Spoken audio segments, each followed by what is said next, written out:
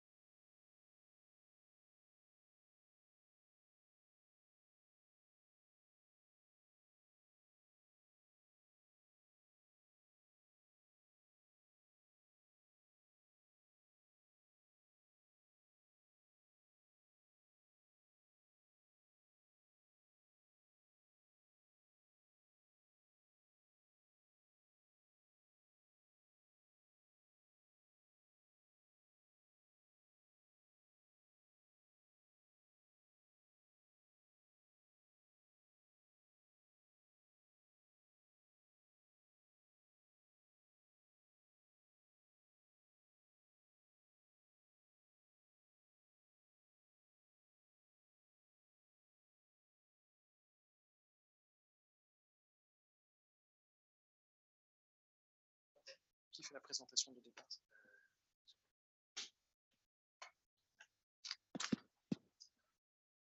Petit micro. Si vous souhaitez être vu par ceux qui sont en télé à distance, il va falloir que vous alliez sur la scène. Je vous laisse.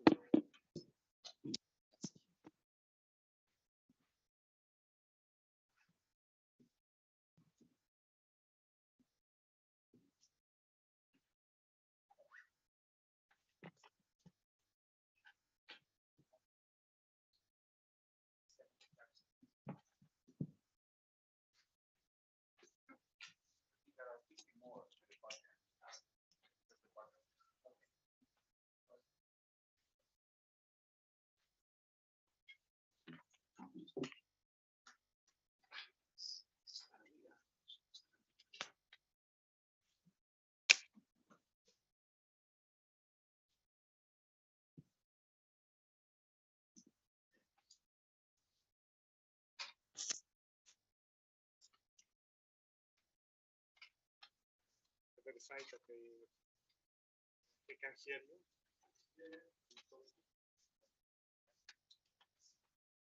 Can you hear us from the Zoom? Yes, loud and clear. Yeah. Okay, perfect. So I am Jean-Michel Poggi. I'm the president of the jury. So Akylas Stratigakos. sorry for the spelling. So we have now the possibility to hear you for 45 minutes, around 45 minutes. So please, the floor is yours. Okay. Thank you very much for the introduction, and thank you all of you that are being here today or connected virtually. My name is Akylas STRATIGAKOS, and today I'm going to defend my PhD thesis titled Towards the Prescriptive Analytics Paradigm for Energy Forecasting and Power System Optimization. This thesis was conducted here at MIN Paris at Center Per Se, supervised by George Kariniatakis and Andrea Michiori. And during the period of the thesis, I also conducted a 5-month research visit at the University of Malaga. And the work presented here today is associated with the European project regions and the Horizon 2020 project Smart Forest. A little bit of a brief outline of today's presentation. I'm going to start with some context and the objectives of this thesis. Then I'm going to go through the 4, let's say, paths that constitute the main contribution of this work. And finally, we're going to draw up some conclusions and perspectives on future work. Let's begin with some context. Climate change poses significant dangers to human well-being. And in order to avoid the worst-case scenario, we need to swiftly enact a mitigation plan, which requires reaching net zero greenhouse gas emissions across a number of sectors. So here, the importance of the power and energy sector is twofold.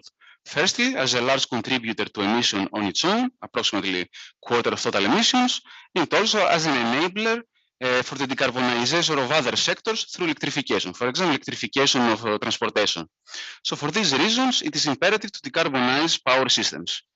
And by the term power systems, we refer to the totality of the infrastructure, equipment, and processes that are associated with the generation, transmission, and distribution and consumption of electricity. So power systems traditionally were operated on the basis of fossil fuel plants, and in order to decarbonize them, we are transitioning, let's say, to the renewable energy paradigm through the integration of wind and solar power plants. And while these sources of production can mitigate the adverse effect of climate change, they also bring forth some challenges in the current mode of operation, particularly the uncertainty and variability that they introduce in power supply, and they create the need to speed up and scale our traditional workflows. So one way to facilitate this transition that is of interest for this thesis is through what we call energy analytics. So energy analytics are advanced data-driven methods that we use to improve our decision-making processes and operate power systems more economically and with higher resilience.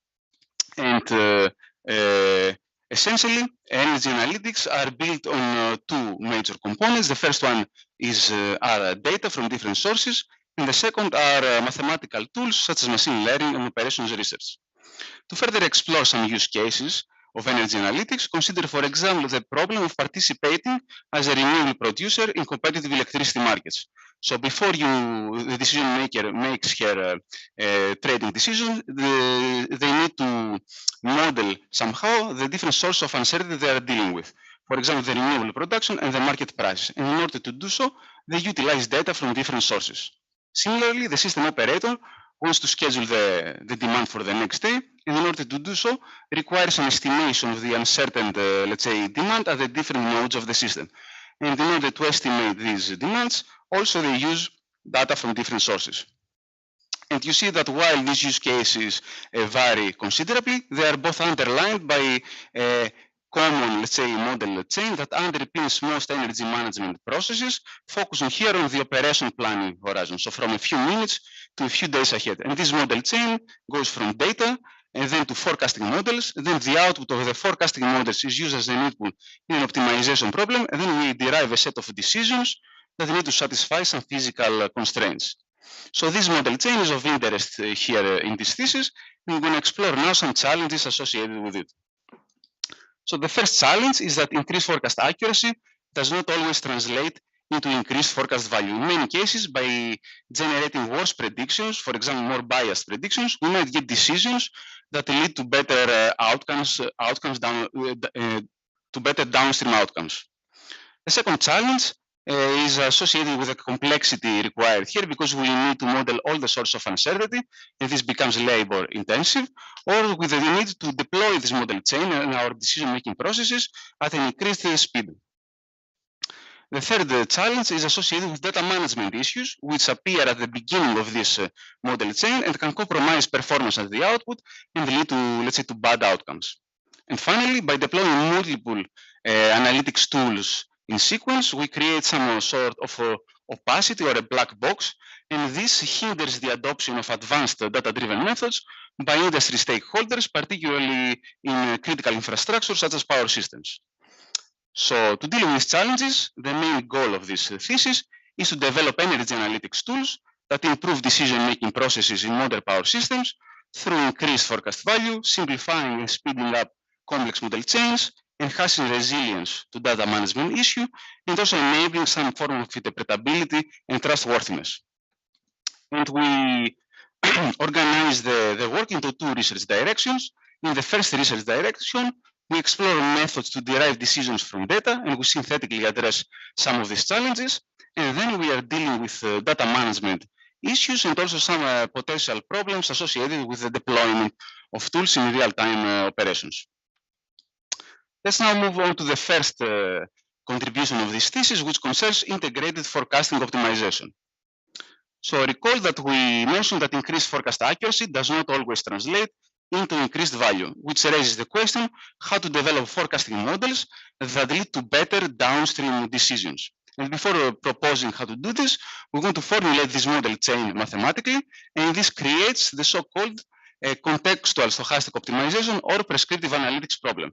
So in effect, we have a stochastic optimization problem where some set of parameters are known to the decision maker when they make their decision, but we also have access to some associated contextual information or features that help us inform our decision-making process. And in effect, we want to solve this stochastic optimization problem for a realization of this observed contextual information. And for example, the uncertainty might be renewable production, and the contextual information might be the weather. And we cannot actually solve this problem because we do not know the actual distributions, but we can use data available to approximate this problem. One first way to do so is through what we call forecast then optimize. So here it's a two-step process where we are first forecasting the uncertainty parameters, and I'm talking about point predictions, and then we use these point predictions to solve a deterministic optimization problem. And I want to highlight here that the decision pipeline is decoupled by the training pipeline, which only refers to how we are training the forecasting model. So as you can see, this is completely decoupled by the downstream optimization problem. This approach leads to a simpler problem to solve, but however, it does not approximate the correct problem, and it does not take into account the uncertainty regarding forecast error. So it might lead to some disappointment out of sample. So one way to improve upon this method is through what we call value-oriented forecasting, where we maintain the same decision pipeline, but what we do is we act on the training pipeline by embedding the downstream optimization problem. And in effect, we are looking to find the forecasting model's parameter that explicitly would lead to predictions that will minimize the downstream cost. So they will minimize the task-specific loss, or what we call the regret.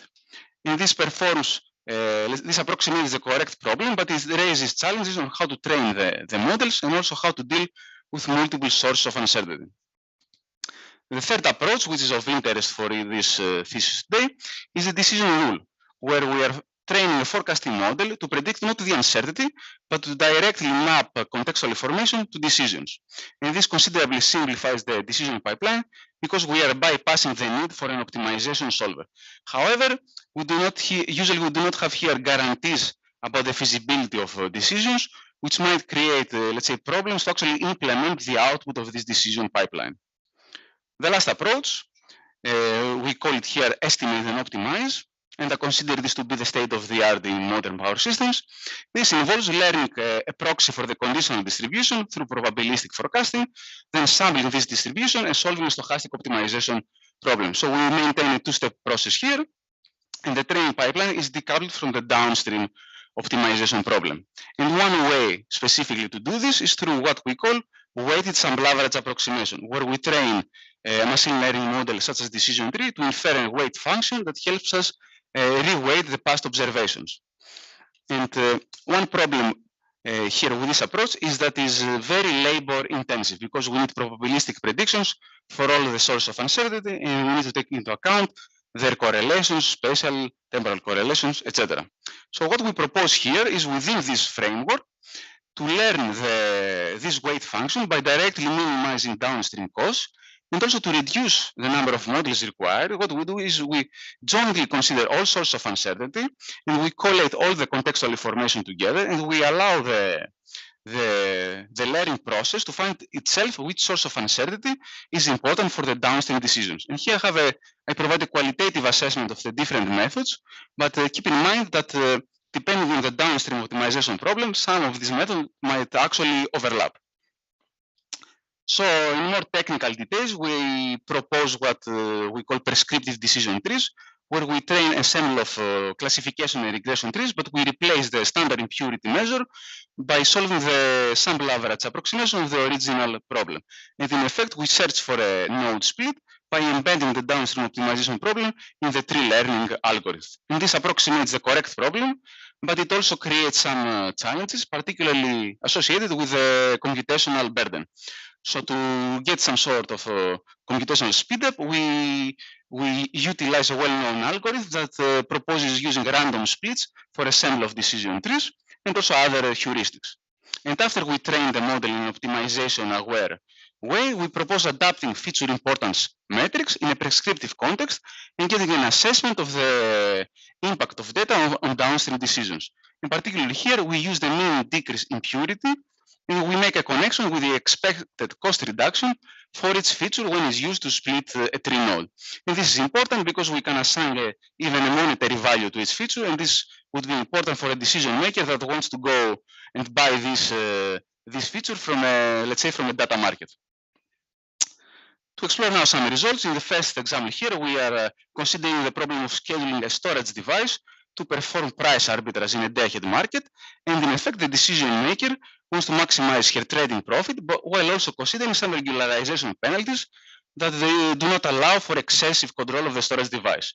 And what we are comparing here is the same algorithm, the extremely randomized tree algorithm, uses the standard impurity measure under the forecast optimized framework and the proposed, let's say, prescriptive split criterion. And you can see from the results, here we showcase that the standard algorithm leads to consistently to better forecast accuracy, and the proposed approach leads actually to better downstream decisions. And we measure basically the quality of the decisions by minimizing the true objective function of the optimization problem. So indeed, we confirm that increased forecast accuracy does not always translate to increased value. In the second problem we are examining today, concerns trading renewables in a day-ahead market subject to imbalance penalties. And here it's a little bit more complicated because we have uncertainty both in the renewable production and the market quantities. What we propose here is a hybrid trading strategy that trade-offs between the prescriptive component, which is the trading profit, and the forecast accuracy.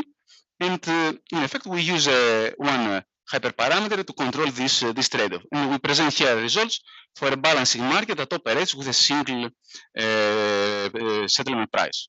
And by changing this hyperparameter, in effect, we are changing the loss function of the true problem. To illustrate some results, here on the left, I plot, let's say, an example of how the energy offers are formulated to highlight that indeed this formulation is intuitive and it is similar to other risk-averse formulations. And in effect, as you decrease kappa, you go towards arbitraging and your offers become riskier. And here we compare with the standard forecast optimized approach, which requires multiple forecasting models, and we see that for the same trading risk, we achieve considerably higher trading profit. So indeed, it performs quite well. What I want to highlight here is some results on measuring the feature importance. So here we have selected a subset of 6 features, and we examine how their importance varies as a function of the hyperparameter kappa. So for kappa equals 1 on the right, we are in effect, we have a standard regression problem. And you can see that features that are associated with forecasting the renewable production, for example, the wind speed, actually assume a higher weight. So as you move to the left, we go towards, let's say, maximizing trading profit, and we know from the mathematics of the problem that here only market prices matter, and we go, let's say, towards arbitraging. And indeed you can see that as kappa decreases, features that are associated with forecasting the market prices assume a higher weight. So indeed we confirm that the model is being able to find out which source of uncertainty is important for the downstream optimization problem and train accordingly. We can also use these results to make some cross-market comparisons and to compare with other market designs. So to summarize this part of the talk, here we dealt with increasing forecasting value and doing so in a way that reduces the modeling effort. And we proposed an integrated forecasting optimization framework that jointly considers all sources of uncertainty, and we adapted some well-known feature importance metrics into a prescriptive context. And our results showcased improved trading performance in a variety of, improved decision performance in a variety of trading and energy management applications. So for the second part of the talk, we're going to explore here machine learning methods to forecast solutions to constraint optimization problems. Recall the original model chain again. And in many cases, we need to solve, let's say, in order to cope with increased variability, similar problems repeatedly. And while the optimization solver here is usually efficient, it also may create a computational bottleneck. So in this case, machine learning methods can help us speed up the solution process. And indeed, we already saw one such approach is the decision rule approach that we saw earlier that maps data to features to decisions and bypasses the need for an optimization solver. So this raises the question, what would be a good decision rule or a good function to go from data to decision? So we find, let's say, we identify three key point characteristics here. The first is that decisions need to satisfy some set of physical constraints. So we need to have feasibility. The second one is that if we automate this pipeline, we need to have some sort of trust in it in order to implement it. And this also ties in with some upcoming regulation by the European Union that states that stakeholders need to have, let's say, the right explanation. We need to be able to explain to them why the model performed as it is. And of course, this goes without saying, we will have a good approximation of the true solution from the mathematical solver. And for this, we are proposing here an interpretable decision rule approach that also offers some feasibility guarantees. To further motivate this problem within the context of power systems, we are considering the DC optimal power flow problem, which is an important problem for clearing the market and also contingency analysis. And especially for the markets, as the markets are moving closer to real time to cope with the increased uncertainty and variability of renewable production, there is a growing interest in using machine learning to forecast the DCOPF solutions.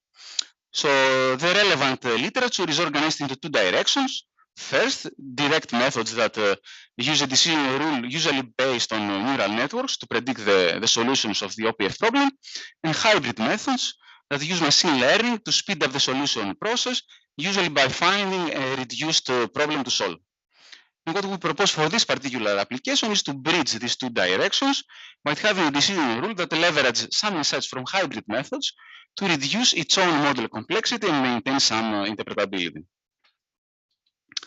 Methodologically, to introduce here a bit the DCOPF problem, it's basically a linear programming problem for a specific net load injection here at the nodes. We want to find the generator set points that minimize the cost of production while ensuring the grid constraints are satisfied and the constraints of the generators. And here we work for a fixed grid. And what we actually want to do is in real time, we do not want to solve this problem, but we want to train offline a function that maps the let's say the net load profiles to the generator set points. We will make two assumptions to begin here. The first is that the net load resides within a bounded uncertainty set and that we have access to some training data. So the question here is, what would be a good data-driven policy for learning DCOPF solutions? So luckily for this particular problem, we know what the optimal policy would be. From the theory of linear programming, we know that the actual optimal policy would be a piecewise affine policy. However, it is hard to find this policy. So here we are basically looking for a data-driven policy that is a smaller, similar representation and maintains some of the characteristics. So we work with three main components. The first one is a polyhedral partition. So we begin by splitting this uncertainty set into smaller, let's say, parts that cover the whole feasible space. Then for each of these smaller parts, for each partition, we learn a set of affine decision rules by minimizing a prescriptive cost that in effect map the net load production to the generator set points. And to ensure feasibility, we utilize robust optimization to ensure that for any realization of the net load within this partition, we guarantee that our decisions would be feasible. And by repeating this process for all the partitions, we also recover some global feasibility guarantees. The question now is how to learn such a policy, and particularly how to learn the partition. And here is where we utilize the decision trees. So in effect, we want to train the tree, and the leaves of the tree will recover the polyhedral partition that we saw in the previous slide. And the challenge here is to have a single tree that is of high enough capacity and is shallow enough in order to be also interpretable. So we utilize different tools here. First of all, we embed the affine decision rules and the policy we saw in the previous slide within the tree learning algorithm. And so the tree generates a piecewise affine function. And we also utilize a two-step process to create some hyperplanes, which we use to do non-orthogonal splits on the decision tree that encode some domain knowledge. And here in particular, we model the merit order curve and we model some potential network congestions. And then we use these hyperplanes as candidate split points with the tree in order to simultaneously increase the capacity of the model and maintain some interpretability. Now to explore some results. Here we have some results on approximating the optimal solution, and we consider a number of test cases, grids that range from 5 to 300 buses, and we consider different versions of decision trees, so trees with only parallel splits, trees with hyperplane splits, and trees grown with a surrogate learning algorithm, and we compare these decision rules with a neural network model that also has a constraint violation penalty coupled with a post hoc projection step to recover feasibility. And we compare all of these methods to the ground truth that we recover from a linear programming solver. And in effect, in this plot, what we want to highlight is that the smaller the bar, the better the model performs. So some key takeaways here. First of all, by comparing the black and the orange bars, you see that using hyperplane splits considerably improves the tree performance for a given tree depth. Second, we can see that rather shallow trees of depth only tree perform comparably to black box neural networks. And finally, I want to highlight that the neural network does not offer, let's say, feasibility guarantees. And in particular, for example, here in the case of the 300 bus system, you see that the neural network performs better than the decision trees, but it is also accompanied with a high infeasibility rate. So what does this mean is that, in effect, over 40% of the predictions of the neural network are not feasible. So to recover feasibility, we need to solve a new optimization problem. But by doing this two-step process, we might end up to having, let's say, higher computational cost than the ground truth linear programming solver, which negates the computational benefits and renders, let's say, the use of this model somewhat counterintuitive. On the other hand, the proposed, let's say, tree approach always is faster than the linear programming solver, and in effect we can bound this beforehand because we know that the tree has a fixed number of matrix vector iterations to generate the predictions. So to summarize this part of the talk, here we dealt with speeding up the decision pipeline and doing so in an interpretable way and in a trustworthy way. Our contributions have an interpretable decision rule approach that offers feasibility guarantees and some methodological technical contributions for decision trees, particularly considering non-orthogonal splits that maintain some interpretability and increase the model performance. And our results, we highlighted that the domain-informed splits considerably improve the tree performance, and also that shallow trees were comparable to black box neural networks. So now for the third, let's say, contribution of this thesis, where we are dealing with resiliency against missing data. Recall the original model chain, and as we said, it is possible to deal with data management issues that appear at the beginning of this model chain. And as you can see, the first one that will face these issues with data are the forecasting models. And in effect, the forecasting models, their, let's say, performance depends both on data quality and data availability. And while quality is implicitly addressed by many, let's say, advanced forecasting models, data availability is almost always assumed to be 100%.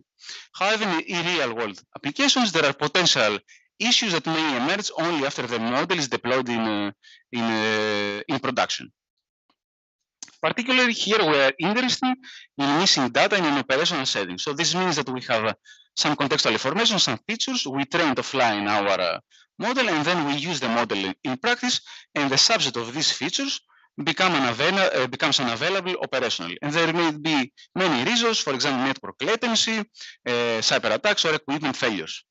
And what makes things worse is that in many cases in power systems, there might be an ex-post recovery mechanism in place, which means that it recovers the missing data. And when we take our training dataset, the training dataset is clean, but the probability of finding missing data operationally still remains. And this actually prohibits us to model the missingness mechanism. And this creates the need to hedge, let's say, against some worst case scenario. Some common ways to deal with this problem is through imputation, which, depending on the imputation method, might be computationally costly or might have strong assumptions. And also retraining, where in effect, we create a new model from scratch that considers all the features that are available. And this actually has been shown to perform quite well, and it does not make assumptions about the data, about the missingness mechanism, but it's also impractical because the number of models required grows fast, very large, with a number of features. So what we propose here is a trade-off between these two cases, where we propose resilient regression models that deal with the missing features and maintain consistent performance. They are practical, and they are also agnostic to the patterns of missingness. Methodologically, we propose what we call feature deletion robust regression, which is a linear regression model where we minimize the worst case prediction error when a subset of features are missing. And to model the feature availability, we introduce some binary variables. And we assume that these binary variables reside within an unsettled set. And we create a min-max problem, a robust problem. And now the challenge here is how to solve this. So first we select our loss function, and usually we prefer to work here with a quantile loss function because it allows us to generate both point and probabilistic predictions, while also can serve, let's say, as a basis to approximate other convex loss functions. And we're gonna illustrate now visually three, let's say, solution methodologies. So assume here that this is our clean training datasets. The rows are the observations, and the columns are the features. So we illustrate here for the case that we have two features missing. The first approach leads to an exact solution based on vertex enumeration, where we are looking to find the worst combination of columns that maximize the inner problem. And this leads to an exact solution, but because the combination increases with the number of the features, it also might lead to intractable problems. So to deal with potential tractability issues, we propose also a reformulation-based approach, where what we are in effect doing, we are decoupling this problem per row, and we are minimizing the worst case scenario per each row. But here in essence, what we did is we relaxed the inner problem, so we gave more freedom to the adversarial problem here, so the outer minimization problem would be more pessimistic. So this might lead actually to downstream, to worse performance downstream. So to deal with this conservativeness, we introduce a third approach based on a finally adjustable reformulation, which is also reformulation based, but it includes some mathematical tricks to reduce the induced conservativeness. And in effect, it's somewhere between these two methods. To explore now some results, we're going to see some results considering day-ahead forecasting to 12 to 36 hours ahead, where the data arrives in batches, and we deal with both for point and probabilistic forecast for a number of time series. First, to compare the different solution methodologies. Here we illustrate some results for solar production forecasting, and we choose solar production because this involves a larger number of features. On the left, we have let's say, the point forecast accuracy versus the number of missing features for the three methods. And this number here actually illustrates the number of vertices for the exact solution, or alternatively, the number of possible feature combinations that could go missing. You can see here that the reformulation-based approach is actually worse than the other two approaches, and it actually plateaus to much worse performance for three missing features. And what happens here is the method is so overly conservative that sets all the coefficients to 0 in order to hedge for the worst-case scenario. On the other hand, I want to turn the attention to the right plot here, where we have plotted the CPU time required for model training. And particularly for the vertex enumeration, the exact solution, you see that when the number of vertices is high, we get a computational cost that is several orders of magnitude higher than the reformulation-based methods. So here, in effect, this take less than 10 seconds, and this takes 20 minutes to train. So this might be impractical for larger number of features. So by checking these two plots in conjunction, we conclude that the finally adjustable formulations provide a nice trade-off between tractability and conservativeness. It is the method we use for further comparisons. So we take this version of FDRR, and we compare it with a number of benchmarks coupled with imputation, and we achieve, let's say, better results when data are missing, both for point and probabilistic forecasting across a number of series. For example, here we have electricity price forecasting. Here is the case, the nominal case, where we don't have any missing data in our test set. And here is the case when we have three missing features. And you can see that, for example, a random forest model here would have MI less than 8, and here we'll have MI over 10. And the proposed approach maintains, let's say, MI around 9 point something. And also to highlight here that retraining, which we saw earlier, provides a lower bound to performance, which was somewhat expected because we also illustrate it in the full work. But this also comes at the need for training thousands of separate models, which might be impractical. So to summarize this part of the talk, here we've dealt with missing data in an operational setting and proposed a robust optimization approach for a resilient regression that is agnostic to the missingness mechanism and maintains practicality and consistent performance. And we showcased improved performance when data are missing, and we extended this work also to some intra-hour wind production forecasting and directly, let's say, forecasting trading decisions.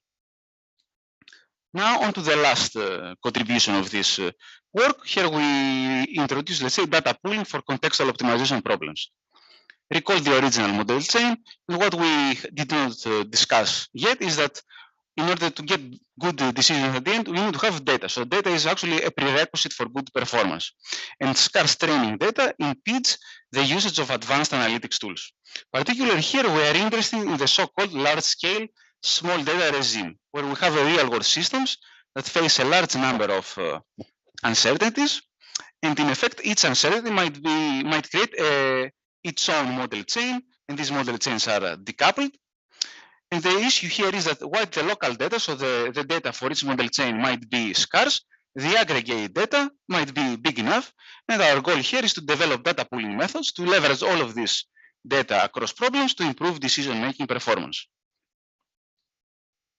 Okay, methodologically, we are working again with contextual stochastic optimization or prescriptive analytics problems, but here instead of having a single problem, we have a collection of independent problems, and we assume a common, let's say, pair of uncertain parameters and associated features. For example, wind production and wind speed. And we assume that the conditional distribution of uncertainty might differ across the problems. And for each problem, we have its own dataset, its own local dataset, and we use this collection of datasets to generate some, to approximate this problem. The standard approach that we introduced in the first part of the thesis would be to train a different model. Its models here are, I want to highlight that they only use data from their own, let's say, dataset. For example, you have the estimate and optimize approach. We learn, we estimate conditional distribution, and we use these distributions to solve the optimization problem. And the issue here is that if data are scarce, this approximation might not be a good approximation of the true underlying distribution, so we are looking for ways to improve upon this. The first, let's say, approach, which is borrowed from the time series forecasting literature, is data pooling for model training. So what we are doing here is we are concatenating all the local datasets. We train a single global forecasting model, and we use this model for its the decision pipeline of each problem separately to estimate the conditional distribution, and then we solve the decoupled problems. And here, in effect, we are sharing the data and we have a common model.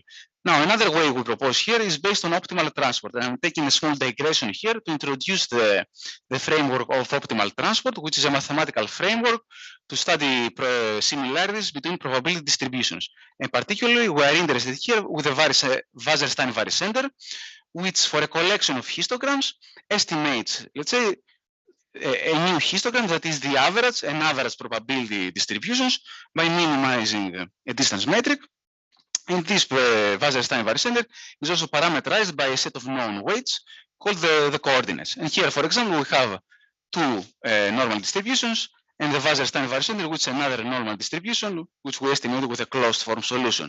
And what is cool here is that you can actually tune by tuning this parameter lambda, you can perform interpolation between these two distributions, and we're going to use this factor later on to perform some tuning. Okay, for the optimal transport data pooling, optimal transport based data pooling, we are actually performing data pooling for aggregation of models. So for each case, we are sharing the models rather than the data. We run each feature across all the models, and then we aggregate their output through the Wasserstein varicenter, and then we solve the downstream optimization problem. Now, both the data pooling approaches, in effect, create an anchor distribution, and we can say, let's say that create a pollution to the local model pipelines. And whether a data pooling will perform well depends on a variety of factors. For example, here, the sample size, the potential heterogeneity across problems, and also if we're aggregating model output, it will also depend on the model quality. So, for example, if one problem has a very good random forest model and another model has a single decision tree, the benefit of the data pooling approach will be probably higher for the latter case.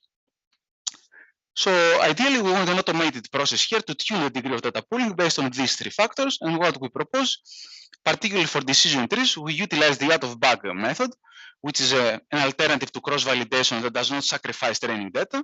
And we use this out-of-bag method to estimate the expected performance. And for each problem, we are tuning the varicenter coordinates, and we are performing interpolation between the locally estimated distribution and the anchor distribution. Let's explore now some results. Here we have, let's say, 60 wind turbines located in Midwest France and corresponding numerical weather predictions from a weather model.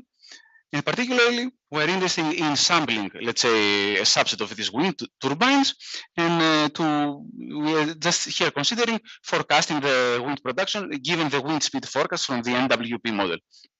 And we compare the three approaches discussed: locally trained models, a globally trained model, and aggregated with the Wasserstein varicenter, and also an interpolation method that moves between the local approach and the Wasserstein varicenter. And from these results here, you can see the following. So first of all, for a small number of samples, you see that the local approach performs the worst and data pooling has a considerable improvement. Second, as the number of data sets, the number of local data sets increases, you see that the local approach converges as it was expected to better performance. And lastly, the interpolation-based approach that moves between the green and the blue marker, you see that it consistently performs better than both of them. So it performs better for a scarce training dataset, but it also has a small additional benefit for larger datasets. So in effect, a small degree of data pooling, it's beneficial here. So to summarize this last part of the talk, here we dealt with scarce training data during model development, and we presented data pooling methods for problems with contextual information. We proposed also an algorithm to perform interpolation between a local estimator and an anchor distribution. And our results showcase that data pooling has benefits when data are scarce, and also that the automated process to tune the degree of data pooling performs quite well and gives benefits consistently. Now, let's move on to some conclusions and perspectives on future work. So to make the connection with the initial, let's say, problem challenges, to increase forecast value, we propose an integrated forecasting optimization framework that embeds the downstream optimization problem within a tree-based algorithm. To simplify and speed up complex model change, we integrated forecasting optimization by jointly considering all sources of uncertainty and reducing the number of models required. And also to automate the decision pipeline and directly forecast solutions to constrained problems, we propose a decision rule approach. For data management challenges, we developed resilient energy forecasting to hedge against missing data operationally and data pooling methodologies to deal with scarce training data. And lastly, for the model chain opacity and trustworthiness, we adapted feature important metrics that give us a sense of what is the impact of each feature to the decision quality, and also develop interpretable decision rules to automate the decision pipeline. On the greater, let's say, impact of this work, overall, we know that data-driven methods hold significant potential to improve the economics and resilience of modern power systems, and thus enable decarbonization, and hopefully we contributed towards this direction. And some key takeaways here is that we explored new perspectives to get better decisions from data, that move one step further than just the statistical accuracy. And we proposed a holistic approach to study the data to decision pipeline. And we also want to highlight that it's important to anticipate potential challenges related to the deployment of methods, and also to ensure consistency of the output. Lastly, on some perspectives on future work, there are many interesting avenues to explore. On deriving decisions from data, one key challenge is what happens when our decisions affect the realizations of uncertainty. For example, we are trading in the market, but we are doing so as a price maker. There are also algorithmic improvements to consider, particularly splitting heuristics for decision trees to reduce the computational time. And also how to adapt such methods, this is a challenge, to changes in the underlying problem. For example, a new constraint is added or the grid configuration changes.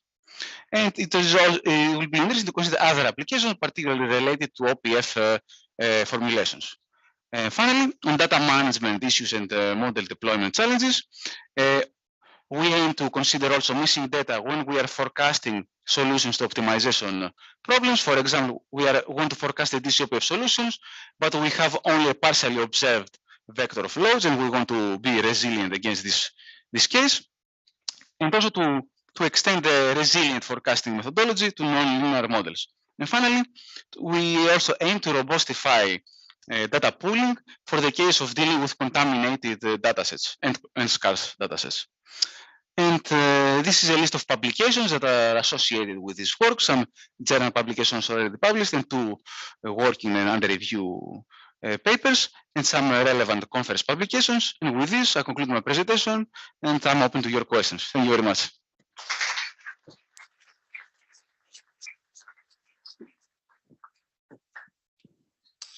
Thank you very much for this presentation. So we will now move on to questions from the member of the jury. We will start with the first reviewer, which is online, Professor François Vallée. Yes, thank you, Mr. Chairman. Do you hear me well, Akylas? Yes. Yes, perfectly. Okay, so first of all, thank you for the work and the presentation, which was very interesting, but very dense as well. So I was really impressed by the quantity and the quality of the work you provided, and also I appreciated a lot the multidisciplinary aspect of your thesis. And in that way, just to warm up, I have a first very general question. So during your thesis, you tackled quite a lot of topics. And so at the end of the journey, how would you identify yourself as a PhD degree? It would be in power systems, in operational research, in economics, in machine learning. How would you, in the end, qualify yourself? Oh. Well, first of all, thank you for your kind words. I recall from someone mentioned once in a presentation that the new, let's say, generation of power system engineers are actually half power system, half computer scientists, a little bit of economics. So you need to have, let's say, a little bit of knowledge. How should I call it? Jack of all trades. A little bit. So it's good to have in this disciplinary, let's say, point of view, in my opinion. Yeah, I agree. My second question, to take a little bit of distance from your work, and you approach it in your perspective, but you try throughout the manuscript to really focus on, let's say, trying to bring some implementability, some real life implementability to the tools you provided, by taking into account robustness, interpretability, and so on. And in the end, I was wondering, what are the main remaining limitations in the proposed model? Because throughout the text, the applications you tackled were quite short-term applications in terms of markets. Also, you focused on DC OPF, so linearized OPF. So I was wondering, really, can you a little bit summarize where you are at the end of the thesis, and what are the main challenges if we want to extend what you propose to a broader range of applications in power systems? Yes. So there are several limitations potentially. For example, in the prescriptive trees methodology, one particular limitation is the excessive, let's say, computational cost. It takes quite a lot of time to train a decision tree in this optimization-aware way, because it, in effect, requires solving multiple stochastic optimization problems to find the tree structure. And also, an initial assumption that goes throughout this thesis is that particularly we are interested here in convex optimization problems. So we did not actually tackle the hard problems to solve, mixed integer linear problems, or let's say non-convex problems, but we tackled problems that were easy to solve, and we wanted, let's say, to improve the relationship with the forecasting component and to get better decisions from data for this set of problems that are already well established. So definitely one work to consider in the future is to expand into problems that are also difficult to solve. For instance, unit commitment problems or ACOPF problems. And this should be, let's say, it's a current sort of limitation and also an avenue for future work. And also with regard to the uncertainty, I guess if you move to longer term horizon problems, so for example, planning problems and so on, let's say the uncertainty space will increase. So is it manageable with the tool you propose? Because it was always short-term application, so with, I guess, a limited uncertainty space. So would it be extendable to planning problems, what you proposed? Well, for long-term planning problems, so the forecasting component would be somewhat difficult and probably needs to be more informed by some domain knowledge in order to create some long-term scenarios. Because if we are considering, let's say, an investment planning horizon, maybe we want to make long-term predictions about the integration of renewables or other technologies. I would expect that the methods would be able to adapt in such problems. However, it would be more challenging to have an initial, let's say, starting point, how to generate those scenarios. But from a technical standpoint, I don't think much would change. The only issue is perhaps that we do not have exactly features, and maybe it's harder to actually evaluate the models and how they performed at the end. Okay, thank you, Claire. In chapter 2, you when you propose your integrated forecasting optimization tool, you logically said, okay, if the design of the optimization problem changes, we would need to retrain the model and to take into account those changes. Yeah, I was wondering, when you have your contextual information, you have new information which is revealed. Would it be interesting also to retrain the model in front of new information with the time going?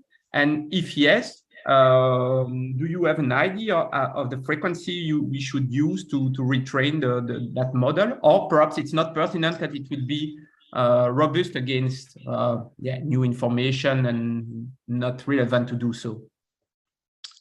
Yeah. So first, regarding adapting to change the underlying problem, one first idea would be to warm start the solution of the retraining by considering the current mode of the model and use it, let's say, to warm start a new training process. Now to adapt, let's say, yeah, I failed to mention here that one pertaining assumption in all of this work is that we work in a batch learning setting, and we assume that there is no distribution shift between the training and the test set.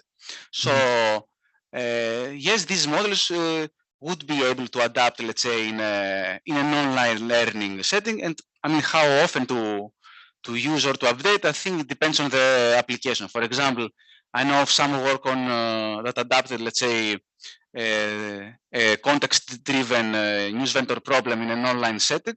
And I think it depends, for example, on the season, because I think during the season, somewhat the relationship between wind speed and wind production changes. So perhaps periodically you could provide let's say the updates in the model. But in this case, you could also do it in batch setting, actually, or completely online. Depends, I guess, how much how strong the shifts are.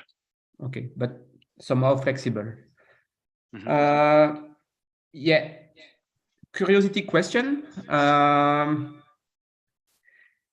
Still with this, those three based models. So you tackled 3 or 4 different applications with arbitrage, with storage, with let's say some participation to imbalance settlement mechanism.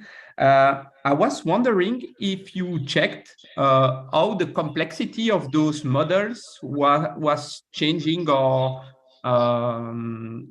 evolving from one application to the other. For example, when you were using that for dual price or for single price, was the complexity of the model quite close, or did it change? So yeah, I was curious about that. Well, the complexity, what is actually changing is sometimes what is the computational cost to actually train the model. Particularly, it would be beneficial if you have a closed form solution for the downstream optimization problem, and you can actually utilize this closed form solution during training. It will give you considerable, let's say, speed ups. Now, for larger problems, and particularly for problems that have a larger horizon, it might create some challenges regarding computational time, and it might also require, let's say, yeah, actually, I wouldn't say the trees need to be deeper. Actually, even shallow trees perform okay, but the computational cost considerably increases. So sometimes to speed up some solutions, we utilize some heuristics such as performing some scenario reduction technique in the initial nodes of the tree to reduce the time of the sample average approximation there. Okay. Yes. Perhaps another question. Yes, you interestingly tackled the problem of missing data and trying to be robust against the absence of data either in the training or the testing phase. I was wondering, with your approach, what should be done if you had to deal with, let's say, outliers or some really aberrant data that you would have either in testing phase or in training? Okay, that's an interesting question. Actually, we do not explicitly test for this, but by interpreting the model, how it works, in effect, finds similar models, and it evenly distributes the coefficient weights amongst them. So it provides a sort of regularization. So potentially, this might be also beneficial for outliers out of sample. But in any case, if you want to deal with outliers formally, it might be good to have a different, let's say, model, or even combine this model with another regularization, and for example consider the hour uncertainty set and also, let's say, L and L1 penalization to robustify against noisy data, and jointly consider these two problems at the same time. Okay. Yeah. Perhaps allez, a last question, and it's related to slide 23.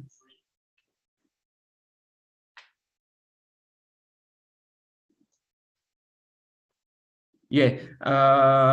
So you really show the, let's say, the fact that with your separate forecasting and optimization approach, you are better, or you are more accurate at forecasting stuff, and less good when you take the whole package, so the prescriptive assessment. But yeah, and in the manuscript it was the same.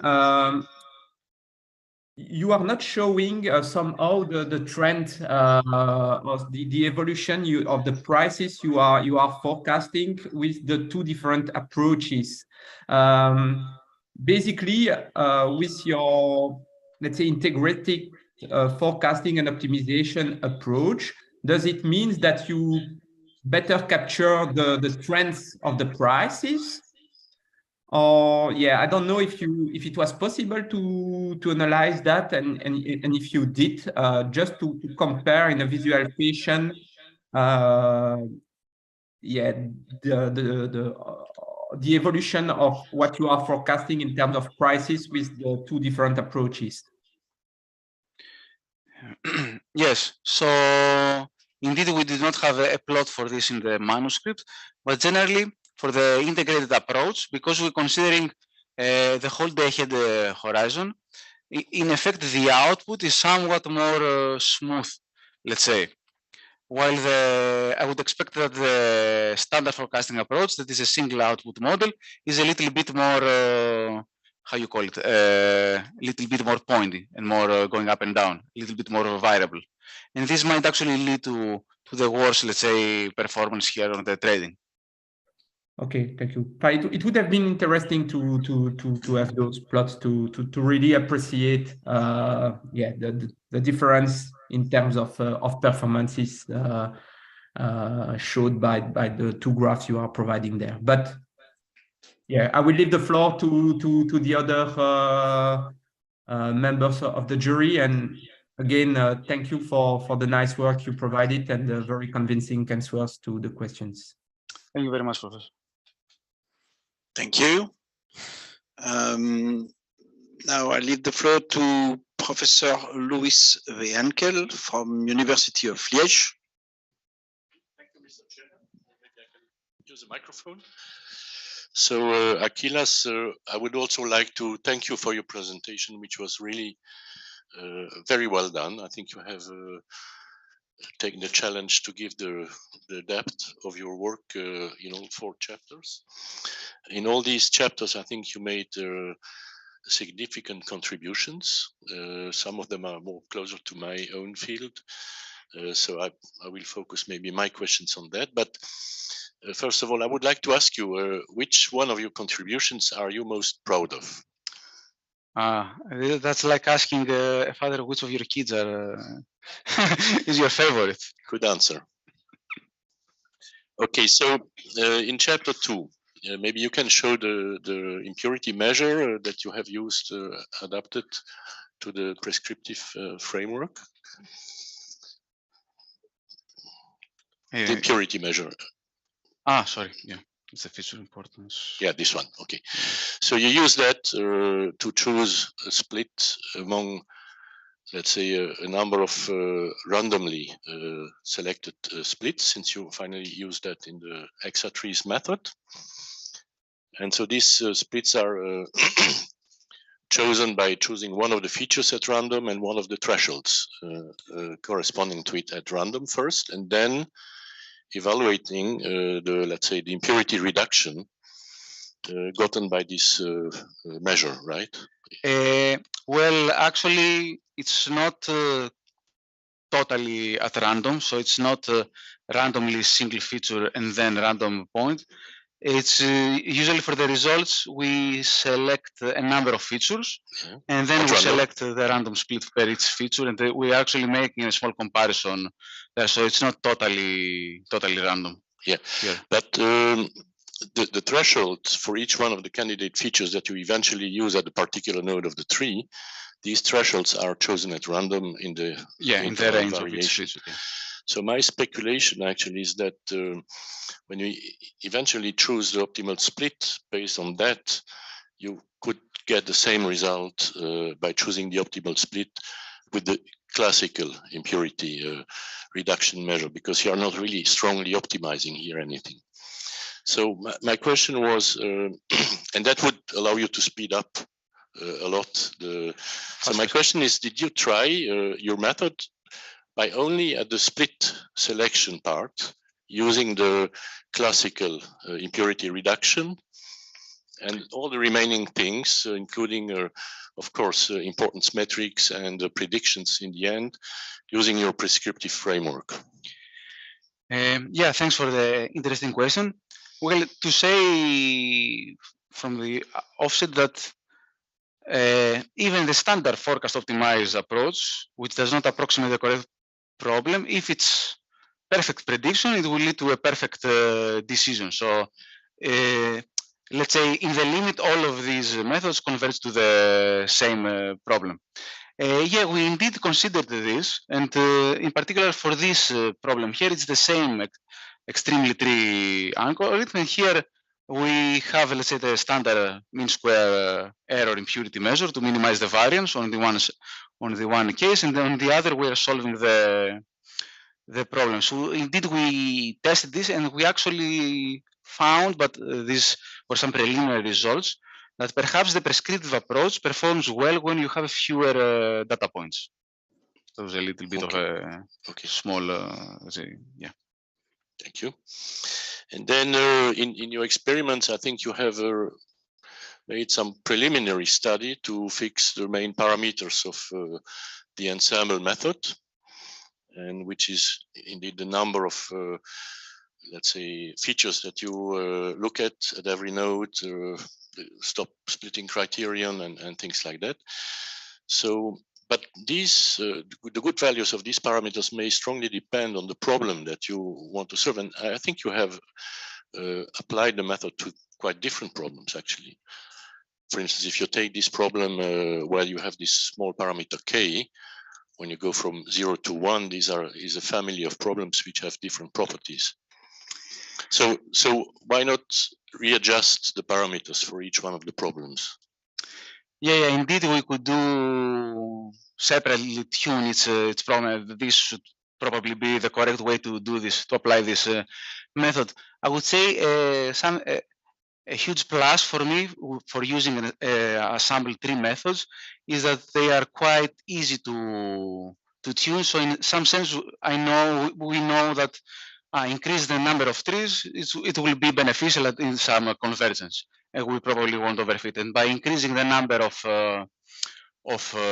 let's say features that we choose for the splits, we'll also increase the model capacity. So what we did, we went a little bit the other way to find what is a sort of threshold that we start to get this convergence, and then we decided to just use these values for the rest of the experiment. So we found, let's say, sort of a minimum number of trees in the ensemble that perform well, and then a minimum number of splits to also consider the computational cost, and then we proceeded with this. Usually, the one that had the greater effect, I think it was the number of features to evaluate, because it also reduced the performance considerably when you had like one feature, but also reduced the computational speed up considerably. It was the one that had the greater impact from what I recall.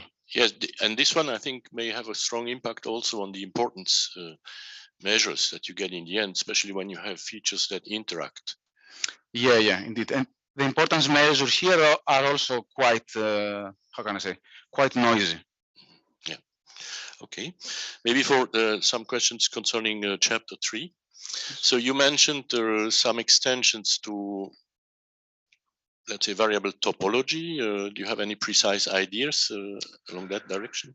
Yeah, so it's quite a challenging problem. I know some previous work that consider, let's say, graph neural networks, and they use the graph neural networks to warm start the solution of for a new grid configuration by, let's say, adapting the connection in the layers. Here it would be, let's say, sort of a similar idea to take the single prescriptive tree and use it, let's say, to warm start the solution for a new configuration. The only challenge here that I'm thinking that would be a bit considerable is that if we have include some hyperplane split on a line that gets congested and this line does not appear in the new topology, we need to actually fix this sort of manually to warm start the solution.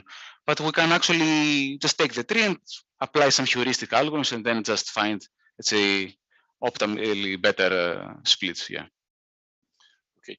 Yes, and so in this method you have let's say these hyperplane, let's say domain-informed or physics-informed splits as candidate splits, and then you also have these orthogonal splits. Yes. Let's say as a backup if you don't find anything interesting in the first set, if I understood correctly. Now I'm not sure I understood the optimal split selection algorithm fully, so I was still wondering whether the split that is eventually selected depends on the ordering of the candidate attribute list. I'll tell you. Maybe I can illustrate this with a plot. In effect, what we are doing is we cluster, let's say, the splits into two categories. On the one hand, we have the non-orthogonal splits that are from the hyperplanes that we provide, let's say, to the algorithm. And on the other hand, we have the standard axis parallel data-driven splits. So we begin by evaluating the non-orthogonal splits. And if we find the best split there, we evaluate all of them. But if we find the split there, we do not proceed to evaluate the rest of the axis parallel splits.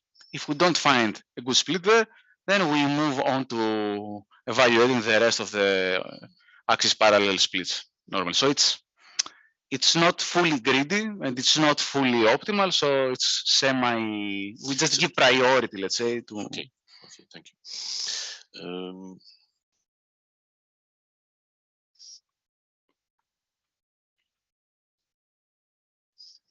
Yeah, well, a small question as well. We have one particular situation where you stop developing the tree in that method when the CPU budget is exhausted. Yeah. Okay, and then I think that the resulting tree depends on the ordering of node development. So if you do depth first or breadth first development, you don't get the same result in the end. So what did you do exactly? If I went the depth or width first, I think.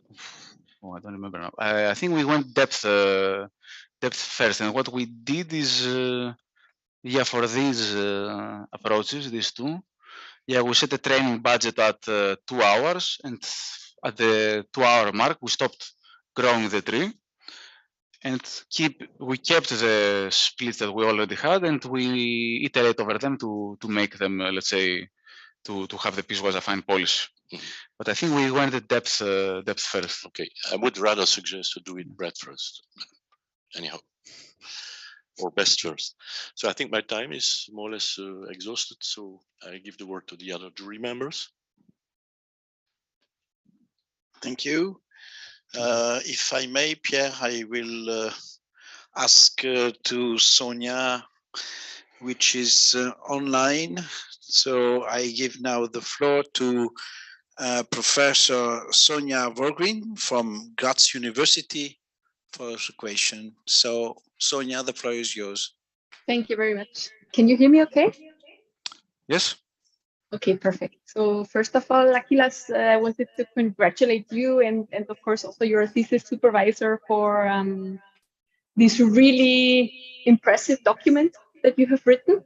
I enjoyed reading it very much. I'm not going to kid you, it was dense.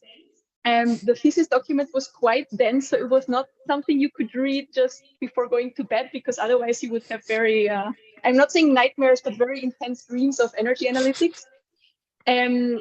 But I think it's something that I personally believe is exactly what we need in power systems. You know, we need these hybrid things of bringing together forecasting and optimization and not just considering things separately. So I thought these were quite original ideas. The thesis was really well written. I personally did not find a typo. And I really liked the document itself, that every chapter was kind of self-contained. So I think that was pedagogically very, very well done. And yeah, so I have a couple of questions for you, but the spoiler alert is that I really enjoyed reading the thesis, and you yourself know, because of all of the publications that you have also to back this up, that this was an impressive piece of work. So I really congratulate you on doing this. Well done. Thank you very much. I want to start with chapter 2 also. So talking about you're training the splits, right? And you have to start running these optimization models. And in your thesis, this was, I think, equations 2.9, if that helps in any way.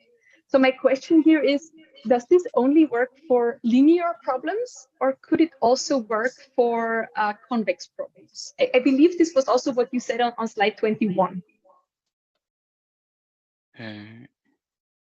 So you mean this equation here? Yeah. So you have to solve an optimization problem in the end when you do this. And I'm wondering, does it only work for linear optimization problems, or could you extend it to convex optimization problems, or really any kind of optimization problem? Actually, we have already some of the case studies are not linear programs, because we have some quadratic, let's say, objective functions. Indeed, the majority that we presented in the report. Did you linearize them? Did you linearize the quadratic optimization? No, you just let them. Okay, but they're convex, we work directly with the convex problem. The issue, of course, is that the greater to solve one sample average approximation of the original problem, the more time it will take to train these models. So, in effect, for linear programs, and the search is faster than, for example, I don't know, STPs or something more difficult to solve. Yes. So this is something along the lines of what François has already mentioned. Does this approach only work for short-term problems, where you look at, like, for example, say 24 hours of a day ahead problem? Or what if you wanted to go into something that is more longer term? Would the training time be too long as for this method to actually be useful? I think it depends on the type of the problem. Now, if we are talking about long-term problems that are, let's say, investment decisions, and maybe they are coupled temporally, it might create challenges here. But also the thing is that I guess the forecasting literature is a little bit less targeted in this horizon, so we did not really consider such problem. But I think it just depends mostly on the type of problem that we have in the downstream decision-making process. Okay, but so theoretically, you could see something like this being used for investment problems, for example. Yes, we could use it. Now, whether it would perform well, it's a little bit subject to need to actually evaluate it and to see. But in principle, yes, I believe we can try it. Yeah. Yeah. Okay. Some work to leave for the postdoc then. Some challenges for you to solve. Okay, I think this was in slide 26, but if not in your thesis, it was in table 2.4. When you have the case where k is equal to 1, actually your PF is worse than your F0. And I just wanted to ask you to explain again why this would happen. So it's not always, the method that you propose is not always better. You mean the table with the results for the storage schedule? Was it slide 26? I think it's this. The results from the table are here, and I just put them as a plot. Okay. Unless you want me to go into the. No, that's okay. But I remember like distinctly reading in the thesis. If you want, I can check. 2.4. Okay, what's this? Yeah. Results for renewable trading single price. Oh, yeah. Yeah. So it's therefore, basically these results plotted here, yeah. Yes, this, exactly. That's the one. So here at the very end, for your at the right hand side of this plot, your method performs worse. So can you give like some kind of intuition of why this would happen? Yeah. Well, first of all, I mean, it's we don't have guarantees that our method will perform better always, but actually here at the last, what's interesting is that basically these two methods are the same, because it's in effect it's the same exact model. So I would just say that this is some noise, because the loss function here is kappa equals to 1, which in effect is just a regression problem. So in effect, both the forecast optimized and the prescriptive approach, they're the same model. It's just, I guess it's just some noise here. Okay. Then let's move on to chapter 3. How well does the method that you have developed perform with respect to changes in the topology? So you have discussed DC-OPF a lot, and you've used the PTDFs. So I'm wondering if the network topology changes, how valid are the results of the models that you have trained? Yes, indeed. So we have not actually considered yet this challenge of adapting the model to the change of the grid topology. So as it stands, what we could do is just train a different model for a different grid topology, and then I would expect that the results would be sort of similar. Now, of course, this might not be very, let's say, prudent to do if you have like a large number of scenarios, but this is what we aim to do in the future, where we have not actually examined this yet, and I'm not sure we would even get the feasibility guarantees if the grade changes. So yeah, that's a challenge here. I think that what you've mentioned would work if you're thinking about changing the topology because you have some investments or something like this, because there you usually have like an idea of where you could get candidate lines. But if you're thinking about some kind of sudden failures, which could happen in power system, because I don't know, falling trees or storms or something like this, that is it's hard to predict where that is going to happen. So then if things like this were to like, because this is a short-term issue also, right? That you have a failure somewhere that you did not predict. So I'm wondering if you would have some ideas to handle that. Yeah, for example, if let's say we only have axis parallel splits, which are based only on observed data, what we could do is we can maintain the same tree structure and then iterate over the leaves of each tree and re-optimize for the new grid topology. So we don't train the model from scratch. That would be a first idea. And as I mentioned also earlier, yeah, if we have grid change, for example, we have a line that goes out and we have this line, let's say, considered in a split, perhaps we could collapse this tree node and again do the same procedure. First re-optimize the leaves, and we can use this to warm start the solution for a new for the new, let's say, training process. So like starting from your tree and then partially collapsing it again to where you would have these failures. This might be an idea. I mean, I have not tested this, but actually just occurred to me now. Yeah. No, I actually thought that was a pretty good answer, I have to say. Okay, so another question that I had was, I mean, you mentioned in your thesis, obviously, that this is more like something more short term. But even if you're looking into like 24-hour stay ahead problem, there might be in power systems dynamics of varying time horizons, let's say, right? Because you could have somewhere in the system like a long-term hydro reservoir somewhere.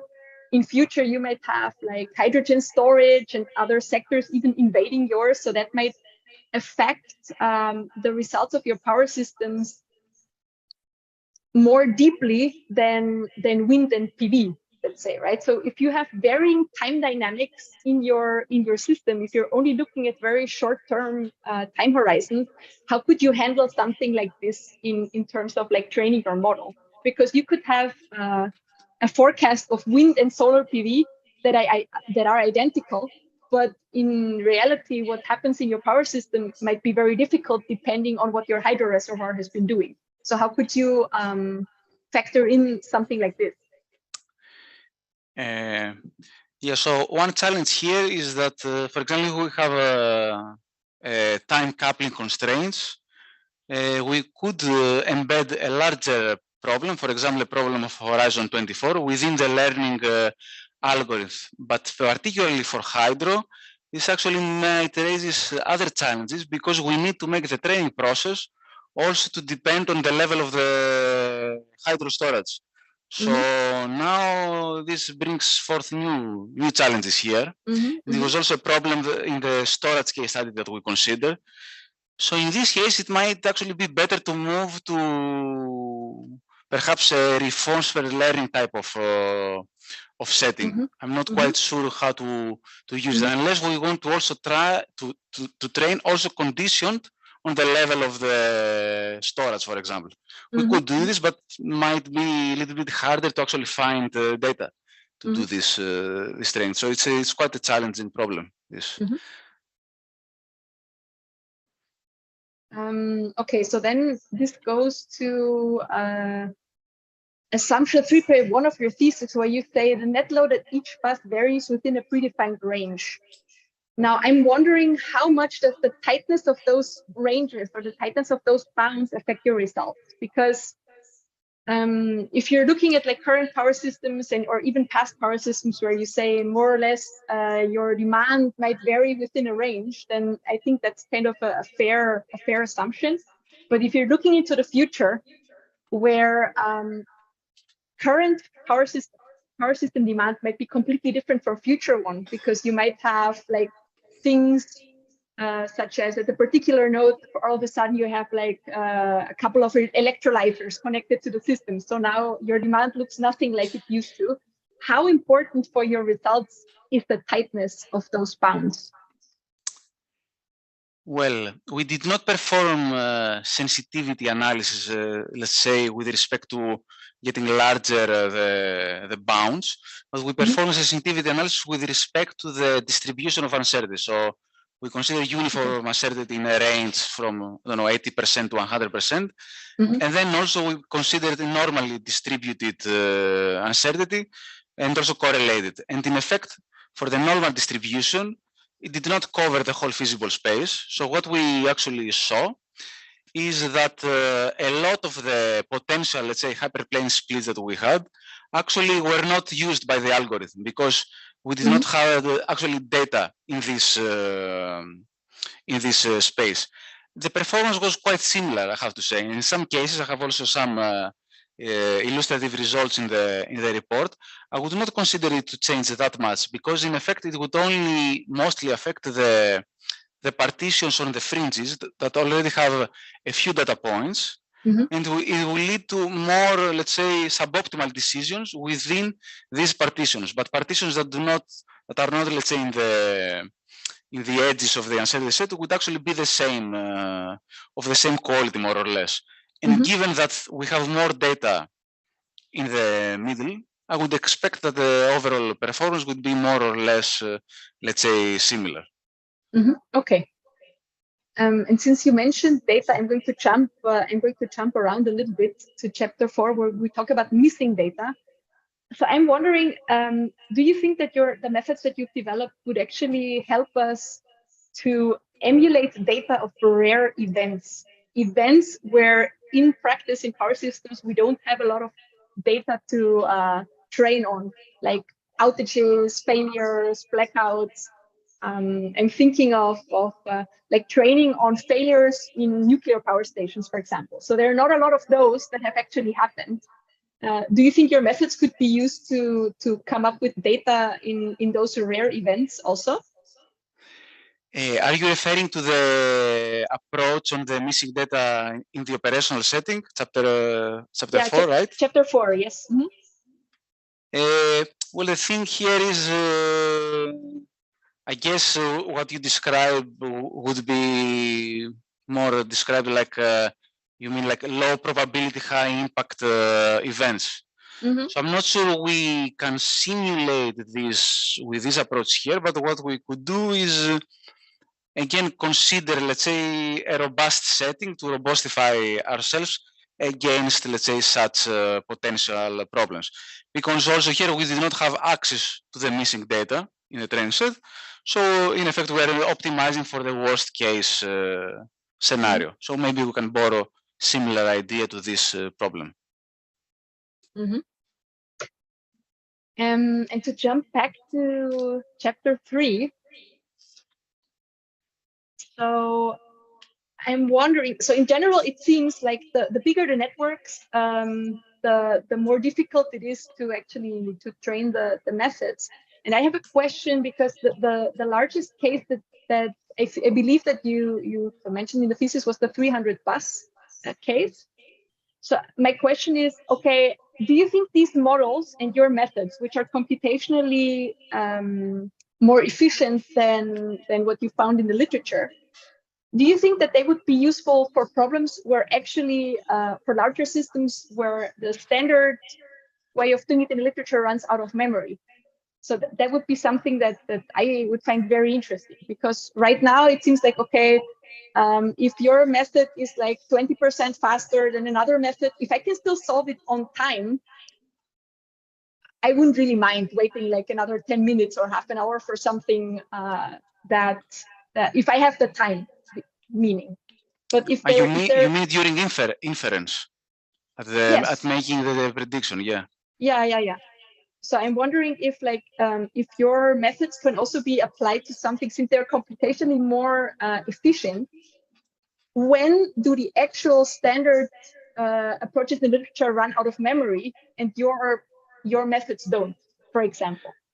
Do you have some feeling as to when this would happen? Well, so how many passes would you need for like a particular problem for the LP solver or whatever to run out of memory, or to take computationally so long that your system might be a lot better? Well, there are two different challenges here. The one issue is that the larger the system, the more time it takes to actually train the decision tree. So if we have, let's say, a problem that is by itself difficult to solve, so the ground truth is difficult to acquire, then I would say this would challenge the method that we have here. Okay, one way to deal with this would be to have a surrogate learning algorithm, but again, we need to solve a robust problem at the end, and this might create some challenges. But at inference, I would say that we are in a good shape at the inference, because in effect, the time to derive the decisions would be a fixed number of matrix vector iterations to find where we land within the decision tree, and then it's just a multiplication to get the output. So for inference, we are okay. For training, it is quite challenging, but I would say if the problem cannot be solved at the offset, maybe it would be also good to look at maybe some machine learning methods to help speed up the solution there, some hybrid method to find a reduced problem, maybe some set of inactive constraints, stuff like this.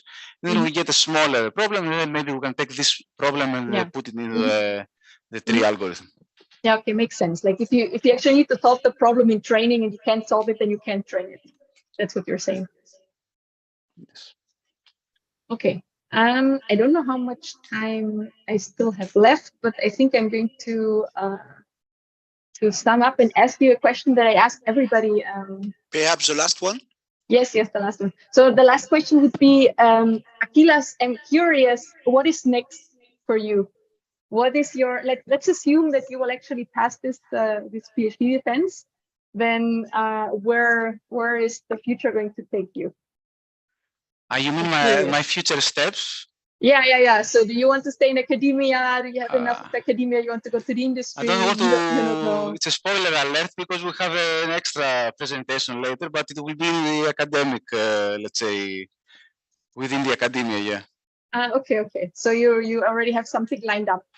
Yes. We'll have an extra presentation after the. Hopefully. Okay. Well, then I have to say thanks again for the presentation. Congratulations for the great work, and I guess good for us academics that we will get to keep you around in academia. Thank you very much. So, thank you. Thank you. So now I leave the floor to Pierre Pinson from Imperial College. Which is a great place, by the way. Thanks a lot, Akylas. Nice document. I think I could only spot 2 or 3 words that were a bit, badly chosen, a bit funny, but otherwise the writing was super smooth, super pedagogical. I think it's very good. I like the work overall. Also, I think it's nice work.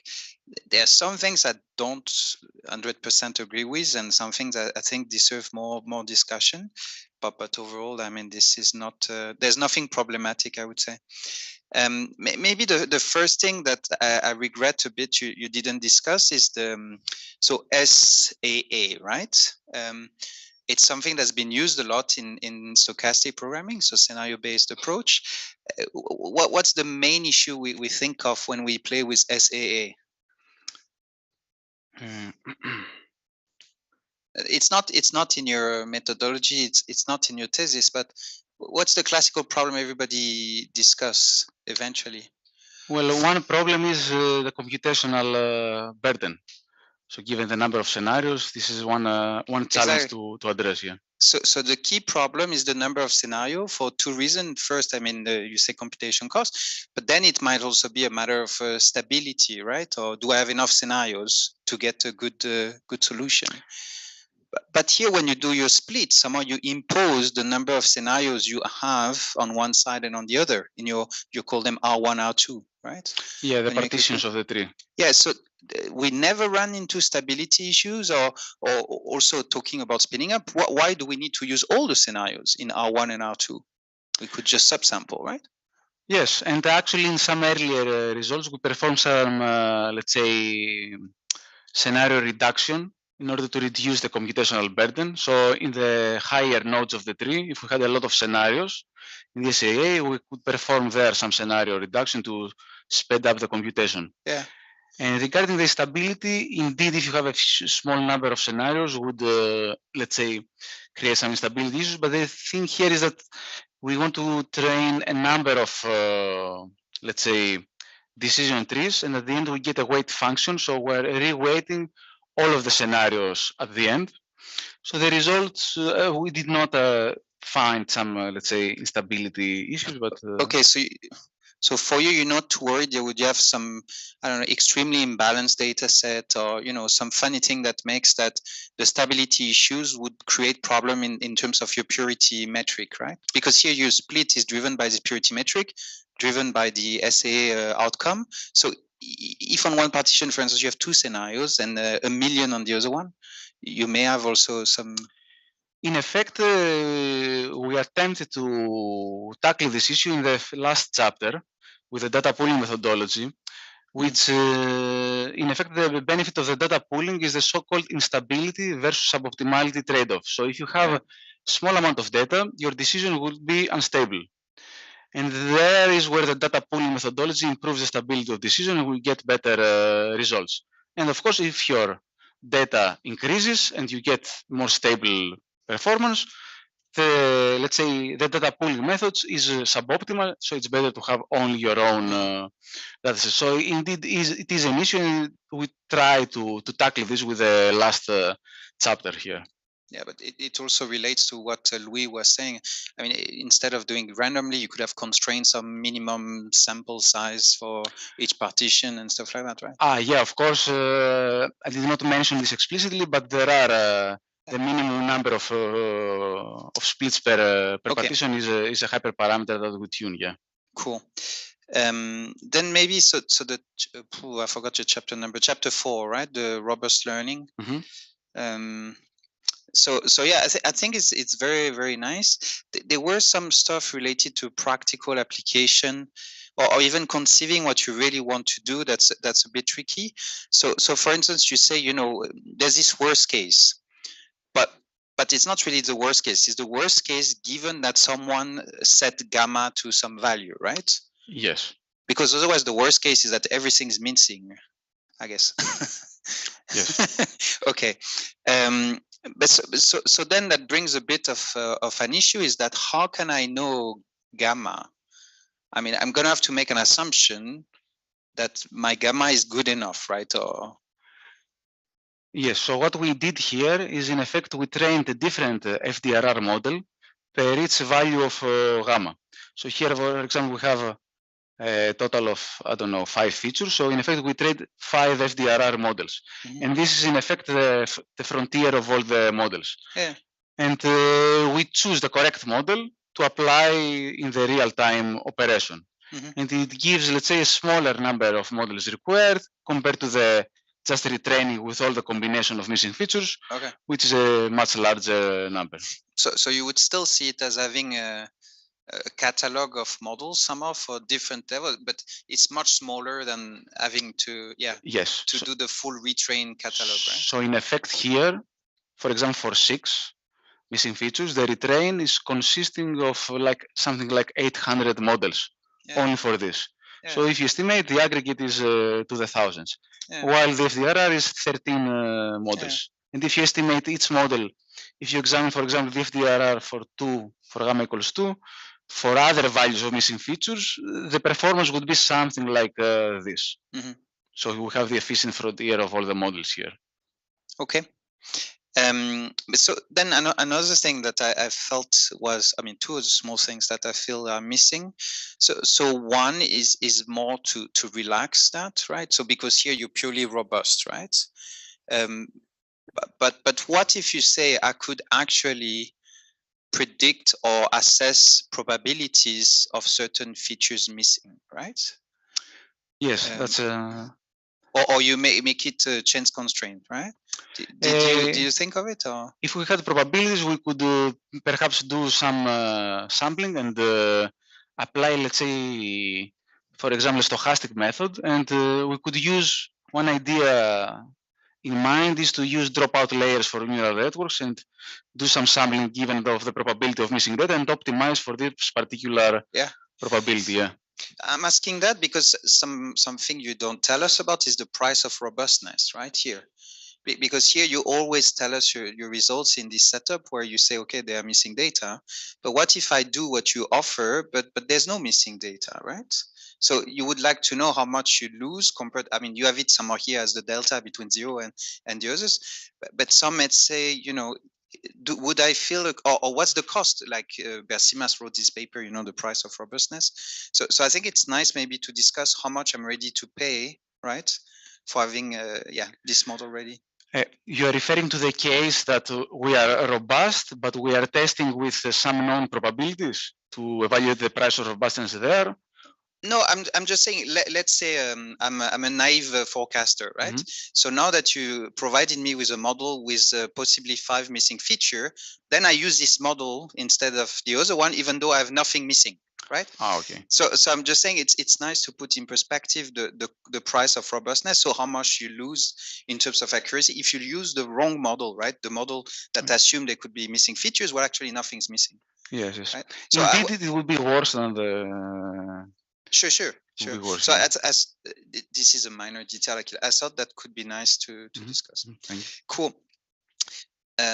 Where I'm, the last chapter is a bit more fun. So first, do I need optimal transport, like the whole thing you write, and an LP to calculate a Wasserstein barycenter? I thought so when I wrote the report, but then I realized we can average the quantiles and we get a closed form solution. So and plus you give us this plot. I was just make it a CDF instead of a PDF, and it's going to be obvious, right? So it's something that occurred to us later on in this process, and that's why we changed a little bit the interpolation algorithm, and we used the varicentric interpolation, because here, there is a closed form solution. Yeah, and even in terms, so you can give me background knowledge saying, you know, if you're interested, it comes from optimal transport, but the idea of a Wasserstein barycenter and the estimator doesn't need to know anything about optimal transport in practice, right? Yes, so that was a bit funny. So yeah, there's this, I mean, at least one paper in management science, a few other papers by Minchulsin and others for forecasting application, right? It's averaging probabilities versus averaging quantiles, something like this. Yeah. And James Taylor just, I think he has a paper under review where he has also the, let's say, the combination of the two, so you can navigate between the two approaches. I think it would make your story quite more powerful in connection with the literature, right? We agree? Because otherwise you're going to look a bit silly if you say we have to solve a big optimal transport problem while the reviewer like, actually, no. Indeed, in the report, we did not provide the connection with forecast combination. We're going to plan to revise this for the final version. Indeed, this problem overall is very similar to combining probabilistic forecasts.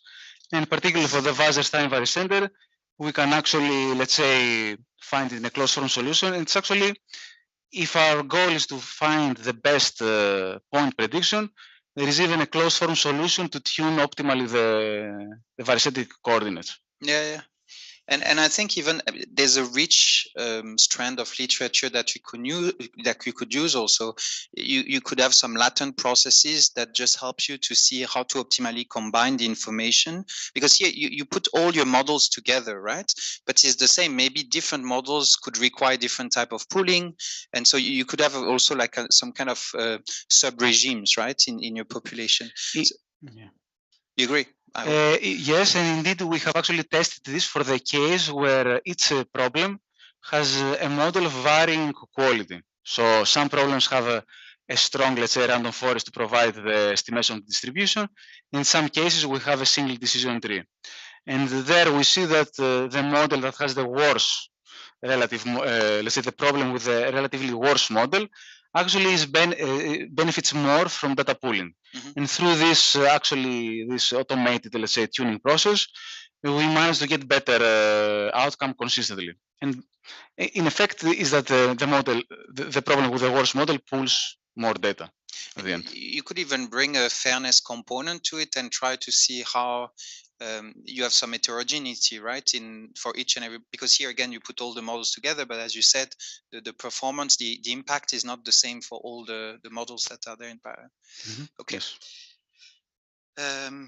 Yeah, maybe just one last question, which is I don't know how much time we have time, but which is quite general. You know, when you gave your introduction, and I always have the same feeling when I read a PhD thesis in this topic. So you have people here that come from the forecasting background. They've been doing quite a lot of optimization. Here, most of the literature is people coming from an OR background and trying to bring maybe forecasting. So when you say, you call it estimate then optimize, right? Yes. I mean, you have Bersimas and others who say, okay, I have a great idea. We're going to make conditional distributions that are conditioned by some current condition, and then we're going to plug that into an optimization problem. This is what is called probabilistic forecasting, yes.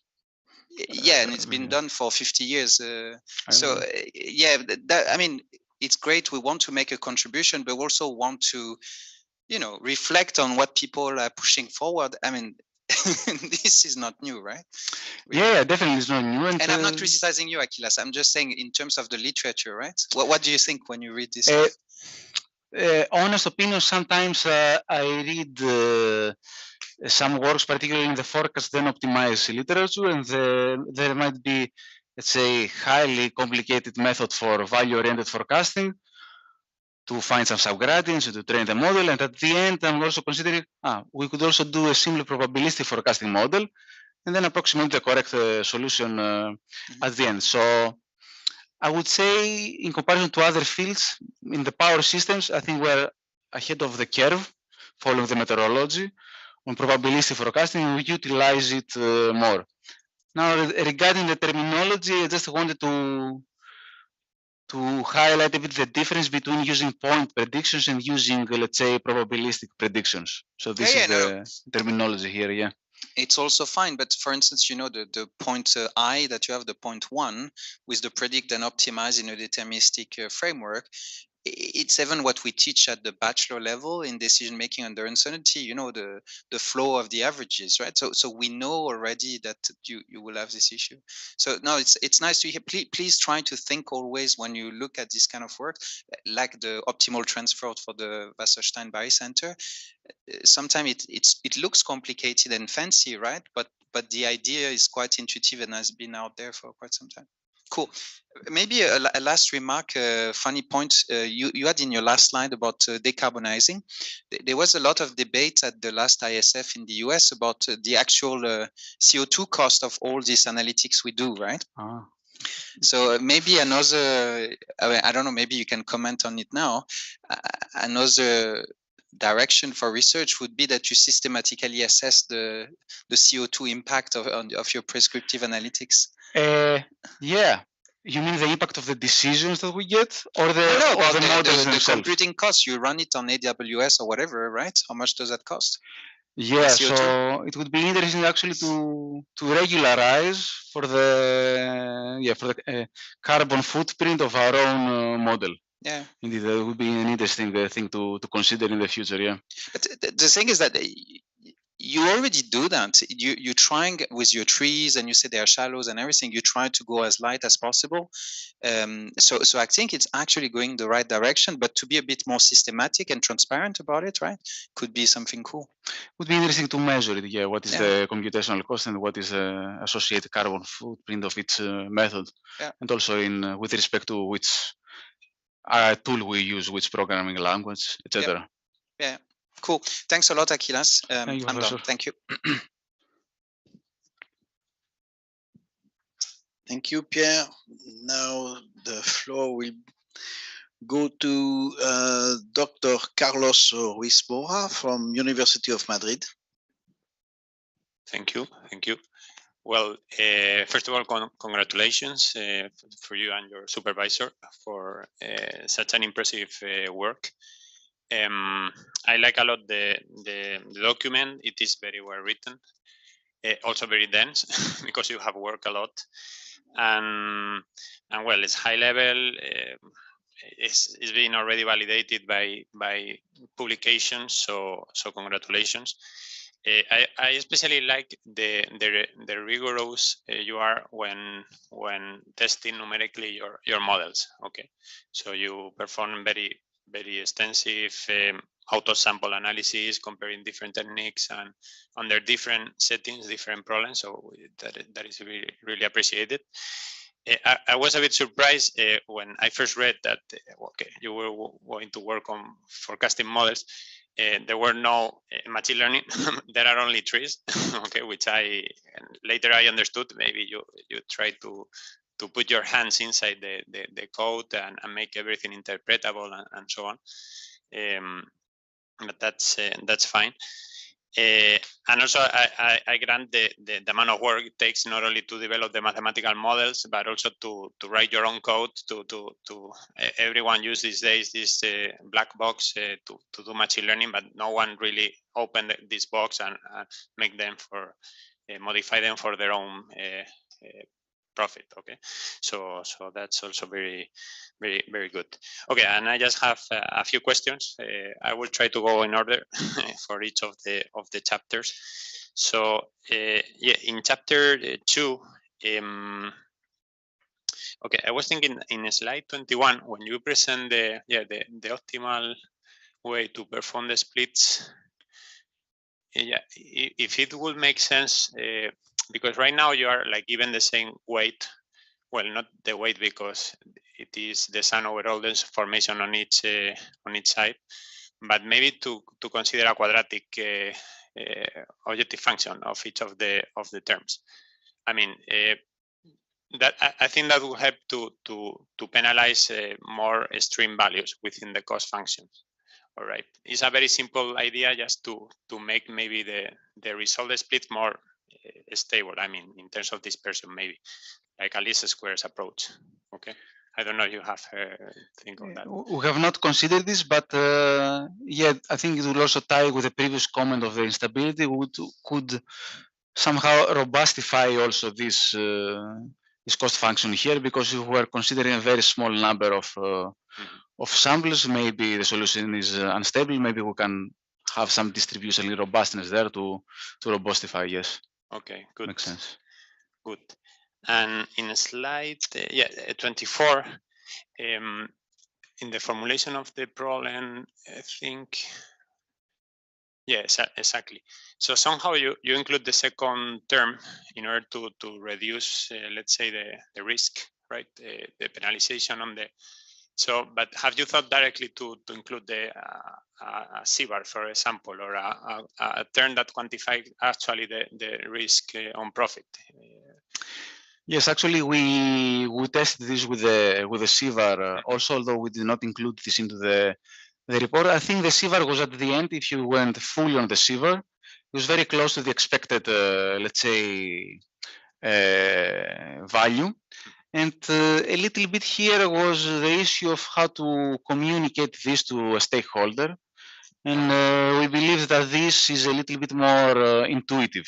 So, you know, you have one hyperparameter, but you don't go from the arbitraging to the C-var, because the C-var is somewhat a little bit difficult to comprehend, but we go towards the expectation. And this is a little bit more intuitive. All right. Yes. Yeah.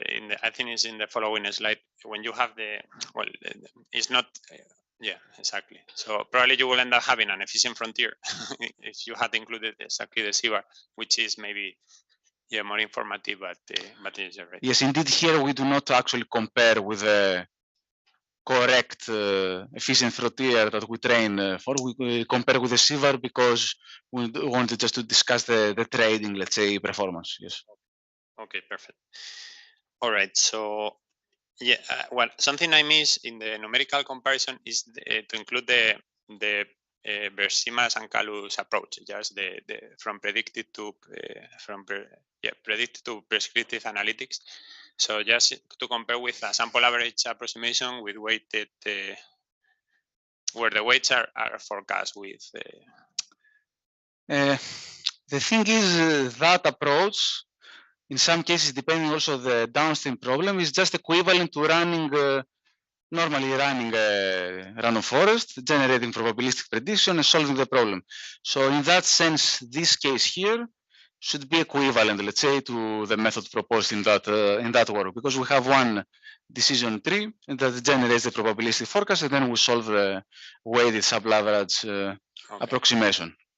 Although we change the ensemble algorithm, but it's in principle the same. All right, perfect. Okay, so yeah, in chapter 3, I think we can jump to slide 40. Yes, it's regarding the comparison of the computational times. I have the yeah. Okay, so these are times used for getting the well, it depends on the problem, but are training times included here in the? No, this is only the time to either solve a problem instance or to forecast it with a decision rule. So the training times are not included. Okay. Yeah, I was thinking on a more fair comparison in terms of time. That will also depend on the frequency in which you are going to perform the train. But it is true that to get the structure you want to use in the tree to make the forecast is really expensive. But once it is trained, it's there, so you can use it very cheaply. Okay, but I wonder if this sort of comparison, just this picture, helps to actually understand that aspect of the. Yeah, this is only the inference. Yeah. For the training time, the neural network is actually much faster than the fully prescriptive tree, because it's trained, let's say, with a gradient descent plus some regularization. Regarding the relaxed version, they are more or less the same, because it's just almost like a normal tree. But the thing is that our motivation was primarily here the inference time. And we assume that you have, let's say, sort of resources to deal with the offline training cost. That's why we focused here only on the inference. All right, perfect. Yeah, I have more, but we can skip them. Well, regarding when you try the support vector model, machine model, just to classify the congested lines, how do you train that? So you just run a lot of optimal power flows and focus on those lines that are congested, but you solve a support vector model for each line, or you gather all the lines together too? Thank you for this question. It actually allows me to also mention that when we train the tree, we do not actually need to have solved the DCOPF problems, because the tree on itself is like self-supervised. It does not need the examples here of the solved solutions, because we are optimizing the policy within the tree algorithm. But to train the SVMs to get the classification, let's say hyperplanes, what we are doing is for each, we solve, let's say for the training set, we have a training set, then we go over each line, we see which lines get congested, and then we train a single model per each line. Per line, okay. Yeah. All right. And then for each SVM, we get a hyperplane, and we use it as a candidate split. Okay, yeah, very intelligent. Yeah, I like that idea a lot. Okay, thank you. Great. All right. Yeah, I think we can jump to chapter 4. Okay, in slide 47, I think it's 47 or 46, when you present yeah, that one. Yeah, I mean the problem for me, this problem is exactly the opposite of feature selection, right? You want to identify those features that are, in this case, more important, but to make the highest damage, right? And somehow alpha can be understood as a hyperparameter that you have to, well, not exactly alpha, but well, yes, maybe alpha. Because it's something you fix beforehand, which feature you remove, and then you optimize the parameters. So I was wondering if it shouldn't be the other order. I mean, the minimization and the maximization problem. You identify those alphas that has to be 0, anticipating that later you will train the model with the remaining features.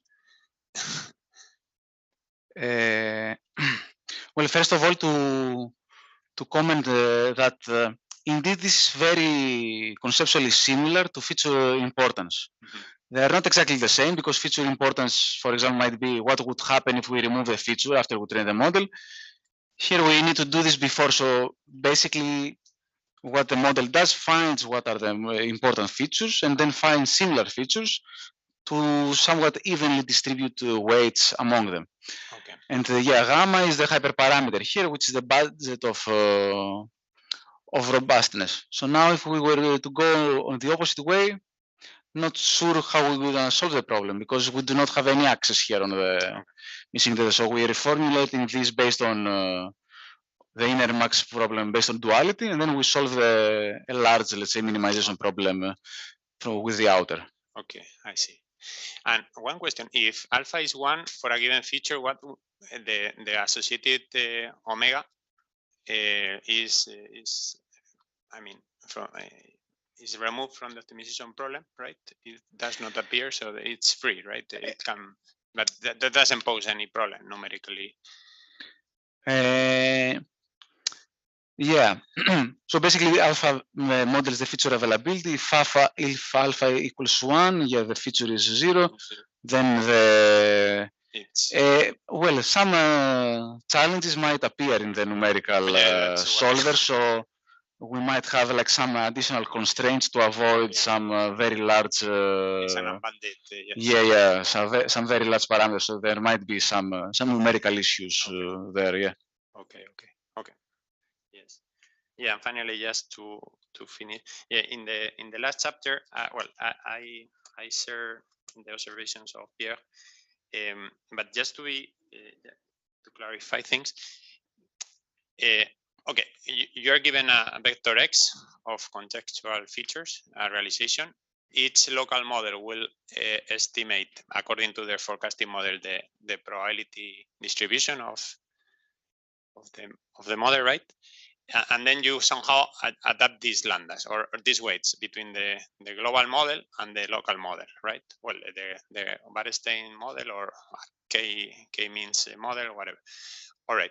But my question is, if in the next iteration, in the next hour, you have a different set of features, a different set of realization of X, those lambdas are the same, or the lambda has to be updated?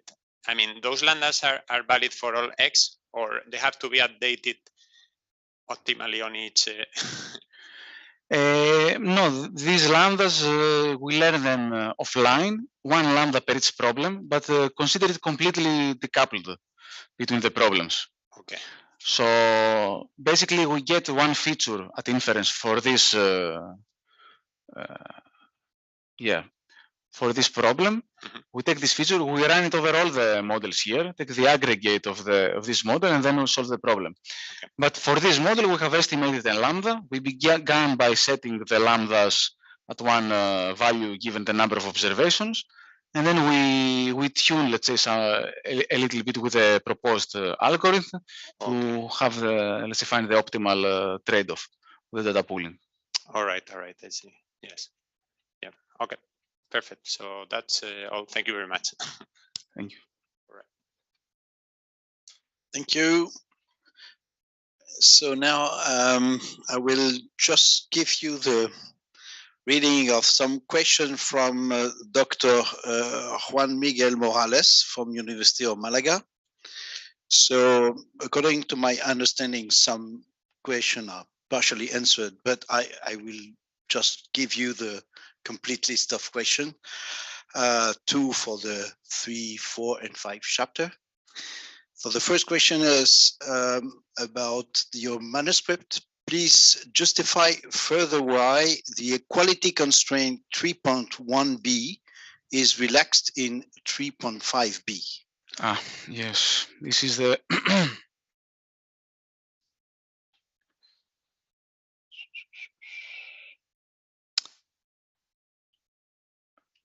yeah, so for the DCOPF problem, this is the equality that is referred. We have one equality constraint here. And in order to, what I didn't mention, for the robust problem, we're actually relaxing this into a greater than equal.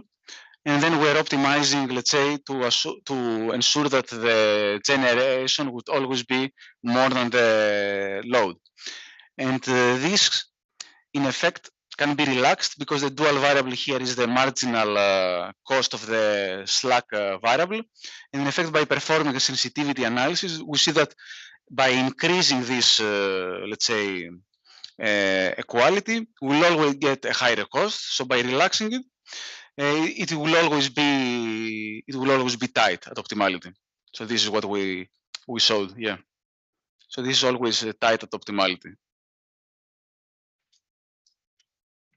Okay.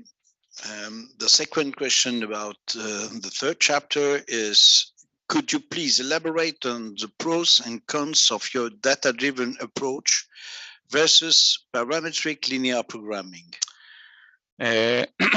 Yes, again, for these the decision tree methods, the issue with parametric linear programming is that we can recover the optimal policy, which here is piecewise affine, but we need to define, let's say, an affine decision rules, a set of affine decision rules for each active set of constraints or a critical region of the problem. And the thing is that the critical region is let's say, the region where the active set of constraints at optimality is the same. Problem is that the number of these critical regions grows exponentially with the size of the problem. It is very hard to actually recover this optimal solution. However, in practice, only a few of these bases actually appear. So in effect, we only care about the points in the feasible space where we get the data. And by doing this tree-based approach, we avoid this exponential problem, and we're dealing, let's say, with a smaller problem again, and a more simple policy that we can recover in a data-driven way. Thank you. So we move to the chapter 4. In your feature deletion robust regression formulation, you assume that a number gamma of features may be missing across the whole training set. Have you considered the possibility of limiting to the number of samples in the training set for which those features are missing? For example, you could consider that the features may be missing for a window of length capital L at most. Discuss potential challenges associated with this setup. What are the critical advantages of FDRR over the retrain approach, if any? Just computational time? Okay, first of all, for the case that whether features are missing for a particular, let's say, window, we did not consider this because we did not have access to missing data that included, let's say, actually, we did not have access to training data that included missing data. If we had this, and we can actually evaluate which features are more probable to go missing for a particular period, perhaps it would be better to actually train a model based on these missing features and to take it into account. And I would expect to get, let's say, a more conservative solution by having a model that adapts to these patterns of missingness. But for our case, we consider the worst case scenario just to be, let's say, on the safe side. And yeah, regarding the comparison of the proposed approach with the retraining, yes, the main challenge of retraining is that you need a number of models that grows exponentially to the number of features. So even for a moderate number of features, you get, let's say, a huge number of models, and this becomes intractable. But we see from the theory that is a lower bound. So in terms of performance, it is expected to perform the same or better. But for practical purposes and for the industry stakeholders, I think it's important to also provide some sort of practicality in this methodology to be applied in practice. Yes. Okay. Now the first question for chapter 5. You have partially addressed it probably. In your approach, you first draw probabilistic forecast for each of the capital S model, given the context. It has you get S conditional distribution, and then compute the Wasserstein barycenter of the S so obtained distribution. Have you alternatively tried to compute the Wasserstein barycenter of the S joint distribution, context uncertainty, and then condition it on the given context? Discuss pros and cons of both approaches. Yeah, so here is where a computational challenge might appear, because if we want to estimate the barycenter of the multivariate distributions, here indeed we do not have access to a closed form solution, and we need to solve a large, let's say, linear programming problem. So one challenge is that one. And then, of course, we have a barycenter that is an average joint distribution. And again, we actually need to train a new model there for this average. So this might create additional challenges regarding data privacy and considerations like this, because we actually need to share all the data from all the problems. And this might be a little bit more hard to implement in practical setting. So we decided to go with a conditional approach, both for the computational benefits and also to share the models rather than sharing the data across all the agents, let's say. The last question. Could you please discuss possible alternatives to the Wasserstein barycenter of the S model as the anchor distribution in algorithm 5.1? Pro and cons of each alternatives. Could you repeat the alternatives for which algorithm? Algorithm 5.1. Have to go to the thesis because I'm not sure.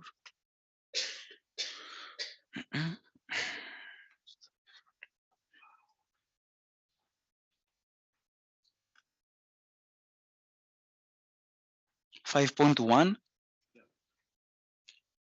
So this.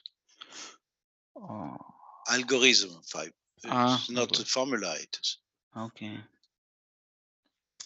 Ah, yeah, the I think prescriptive it's this one. Yeah, indeed, here this is a convex combination rather than a Wasserstein varicenter. And yeah, the issue here is, if we go back to the slides.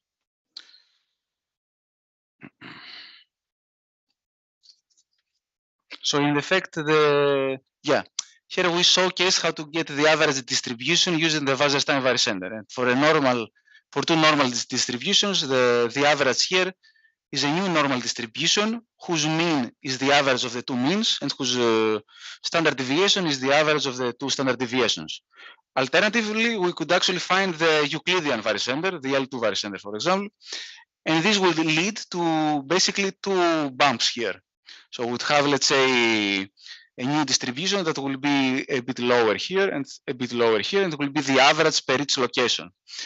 And this is also an average, but it's an average that doesn't make too much sense, let's say, to communicate to a stakeholder. So it doesn't make sense if this would be, let's say, wind or whatever. The combination of these two distributions is not really, let's say, something that makes too much sense. This it actually creates, let's say, a true average distribution. It's consistent with the probability metric. And we also found in the experiments that using this approach of the interpolation rather than the convex combination also improves a bit on the final performance. So I guess this would be, let's say, my pros and my cons. One pro, though, of the Euclidean varicenter is that there is always a closed form solution, and it's simpler to estimate. Okay, thank you. So now we have two invited members of the jury. So the first one is Dr. Panagiotis Andrianesis from Technical University of Denmark. Thank you for the presentation, Akylas, and also congratulations for the work. I will only have one question for the sake also of time, and if you can go to your last slides with the future directions.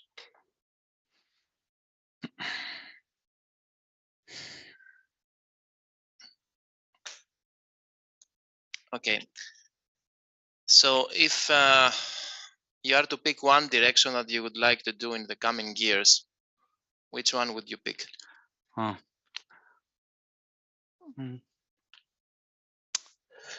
Well, in the coming years, that's quite the medium-term planning horizon. So I don't know, one that is particularly interesting and I think also more challenging would be to adapt methods to changes in the underlying problem. So that would be one very interesting direction.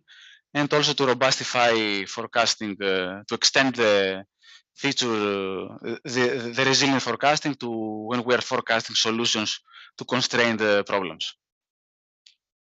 So, okay, just to follow up on this, you view yourself on continue working on the same problems, or do you plan to move to different techniques or application domains, or perhaps perhaps we move a bit towards some more traditional power system applications. So some different variations of OPF problems, and maybe not focus so much on trading and trading applications. That might be a direction to consider in the future. So ACOPF, I mean, would you think it would be there is room to do something there?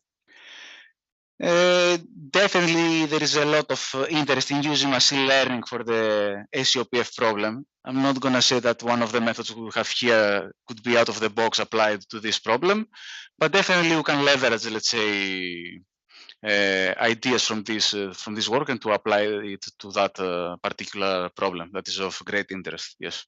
Okay. And have you considered about scalability if you extend to that direction? Scalability, it is an issue. So this is why we have here, let's say, for example, this would be a key point to to allow for the decision tree algorithm to scale better is to find some splitting heuristics and to get, let's say, smaller training time. It's a problem to consider in the future, definitely. Okay, so that was actually 4 questions.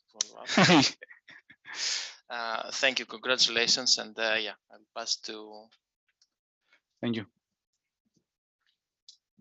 So thank you. So now the floor is for the second invited member, Dr. Andrea Micchiori from Mines Paris.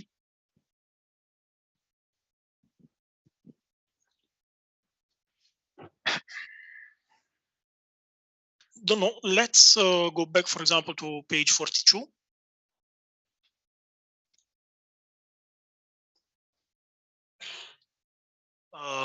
So maybe earlier. Yeah, the analysis of the cost in computational time. Yeah, so remember that when we were discussing about this in the past, you said that actually this was not really a proper metric of the use of the benefit of this algorithm, of this tool. What do you think could have been another solution? Sorry, could you repeat? Because I didn't hear the first part.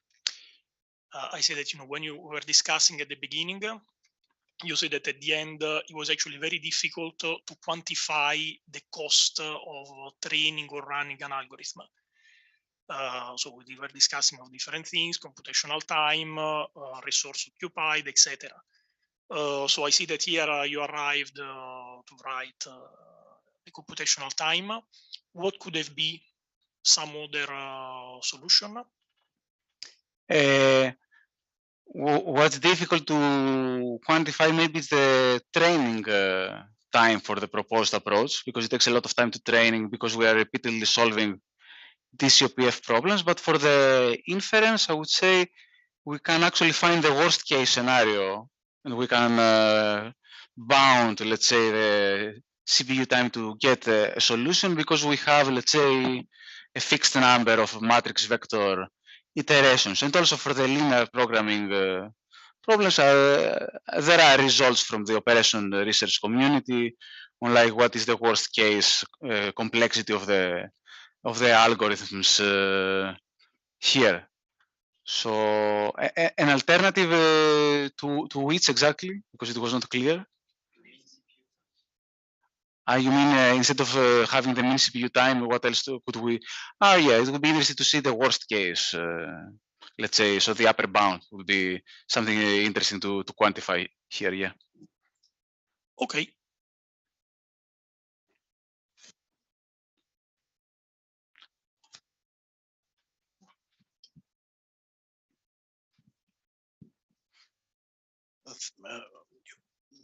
My question. Okay.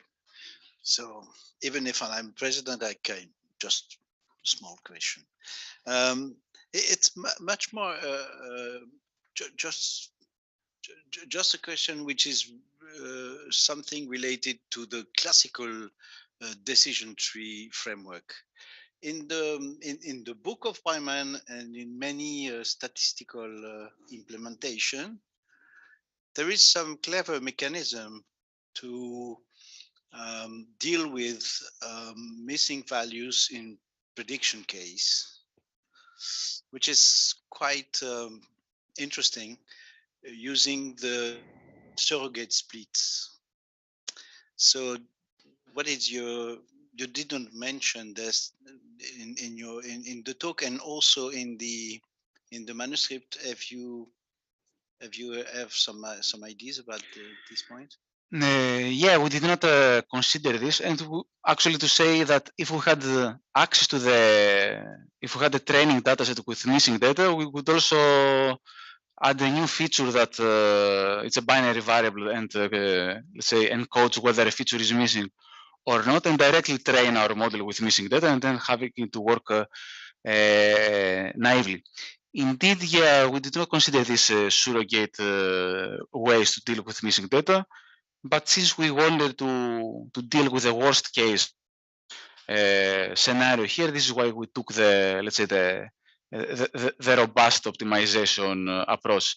Here we dealt with missing data by including imputation. So the features that were missing, we imputed those values and added them in the decision tree. The issue is that the random forests also have some a lot of randomization. So we expected that because the imputed value would be a noisy estimate of the true value, the randomization of the tree ensembles would actually help get better prediction at test time. But we did not consider really the surrogate splitting techniques. Okay, thank you. It just, I think something could be interesting because the key point is it is no imputation. It's just to locally compensate the lack of the observation. So it's fully non-parametric and it's really extremely clever from a point of view in prediction. The other question was about your initial experimentation about the different variants of random forest. You choose the extremely randomized tree. Have you, because there is a lot of variants, essentially driven by some theoretical consideration, but also from the Breiman scheme to the purely random forest, there is a variety of different implementation, which could be good enough for many different perspectives, including the fact that in terms of computational time, some variant could also be interesting. So have you examined a lot of variants or chosen ERT, which is a good choice, a good compromise, but thank you. Yeah, indeed, there is a plethora of different variations. We tried the standard, let's say, how you call it, the standard random forest algorithm that considers splits at all the data, at all the observed points. And we consider some variations where we only evaluate splits at some quantiles that we estimate empirically from the features that we have to reduce, let's say, the training time. But overall, we saw similar performance across these the different variations of the tree-based ensembles. So we went with a method that also gives the greater computational benefit. So at the end, the performance was more or less the same, and that's we chose what was easier to train. Okay, thank you. In general, card trees are prune trees. Excuse me? Are pruned. Yeah. Did you experiment this kind of model at a certain level? Because you deal with interpretability, card decision tree give access to some interpretable possibilities. And what about the aspect of optimal trees, not only trees with a given depth you choose according to something? Yes, this is a really interesting question. Yeah. So for the card trees, indeed, they are interpretable, but they lead to a piecewise constant function. And for the many of the applications, especially the ones in the second chapter, did not really perform well, let's say, in terms of predictive performance.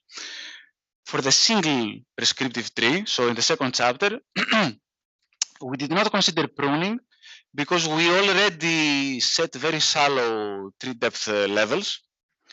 And then and we set also quite high the minimum number of, let's say, observations per leaf.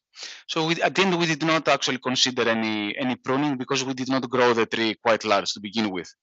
But certainly, we could just run the tree to death and then prune it back to make it interpretable. Now, for the optimal decision trees, it's a very good, definitely very nice idea for the third chapter, the one that we want to estimate the decision rule. The problem is that the optimal trees are a mixed integer problem, and yeah, this creates the computational challenges. In effect, we propose this semi-greedy split criterion as a trade-off because we did not want to go to the fully optimal solution. So it's a little bit of a good trade-off. And I would say that in any case, we could take the tree as it stands after our proposed methodology and then run the optimal tree algorithm using this tree as a warm start solution. And then for this given, let's say, depth, find what is the optimal splits to consider. So we can use this as a starting point to the optimal tree algorithm. Okay, so thank you very much and congratulations for your talk and your manuscript, which is quite interesting to read, very well written and with some original ideas. So the final word now is to his supervisor, George Karinotakis. Okay, so from my side, well, we have started this PhD with Andrea, actually, who is co-supervisor, and I would like, first of all, to congratulate Akylas for the very nice collaboration. We started actually during the COVID period in May 2020. So the first 4 months, Akylas was a virtual student. He could not come here, and but I think I have to say a few thanks, first of all, because this work from my side, I was coordinator of the Smart Forest project, and this was a nice contribution for the project, and it was highly appreciated by the partners, actually. And also from the side of the group, it opens quite a lot of perspectives because we have already defined some follow-up topics that take on the one hand the prescriptive approach, on the other hand the reliable forecasting, resilient forecasting, etc. So it has opened new directions that we are going to explore in the next year. So I hope that we will be able to collaborate with Akylas from where he will be. And I profit also to, I follow the example of Vladimir Miranda, a colleague from INESC, whenever we invited him in a defense, the first thing or one of the things he did was to congratulate also the family for the support, because usually without this support it would have not been possible to do this work and to arrive at this point today. And last but not least, I would like to thank the colleagues from Malaga who supported the research stay for 5 months, Juan Miguel Morales and Salva Pineda, who I think they, well, Juan Miguel could not connect today, but maybe Salva, I think, would be connected at YouTube. And that's all from my side. Thank you. So before closing this step, I have to ask if some doctor in the audience have a question for the candidate. No? Okay, perfect. So so we are now going in another side for deliberation. Okay, thank you.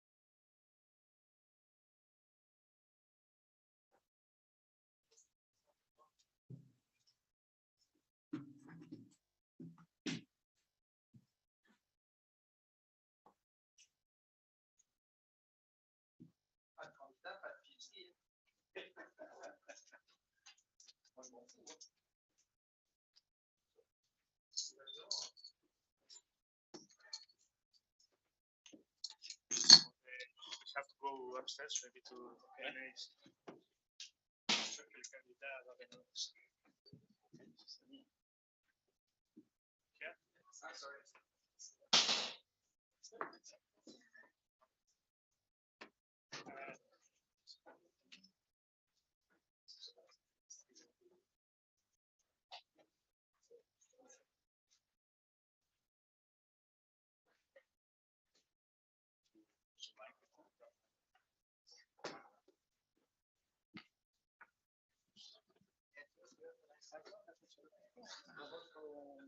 I don't know if Sonia is connected and François, or do we wait a couple of minutes? Okay.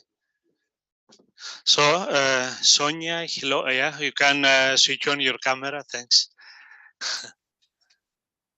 Yeah, I don't know if you can see me. Yes. Yeah. Okay. Okay. So I just read the defense report given by the jury. So Akylas STRATIGAKOS made a very clear, pedagogical and synthetic presentation of his work. He succeeded in exposing, using high quality support, all the innovative contribution by releasing judiciously the essential ideas and main results. He answered in detail the many questions of the jury, rich and varied, on the promising subject of energy forecasting coupled with the optimization of the electrical system. He showed his deep knowledge of the tools developed with a lot of insight, pointing limitation, alternative, as well as opening up many perspectives for future work. For all these reasons, the jury appreciate the impact of in both academia and industry. The jury appreciate the impact of the work in both academia and industry. The jury unanimously decided to award Akylas STRATIGAKOS the grade of Doctor in Energy and Processes of Paris Sciences et Lettres University, prepared at Mines Paris. So warm congratulations for all of us.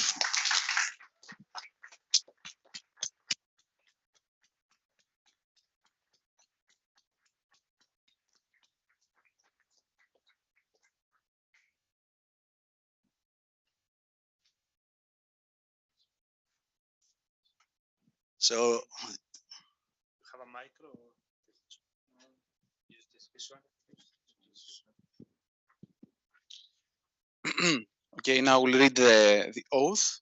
In the presence of my peers, with the completion of my doctorate in energy and processes, in my quest for knowledge, I have carried out demanding research, demonstrated intellectual rigor, ethical reflection, and respect for the principles of research integrity. As I pursue my professional career, whatever my chosen field, I pledge to the greatest of my ability to continue to maintain integrity in my relationship to knowledge, to my methods, and to my results.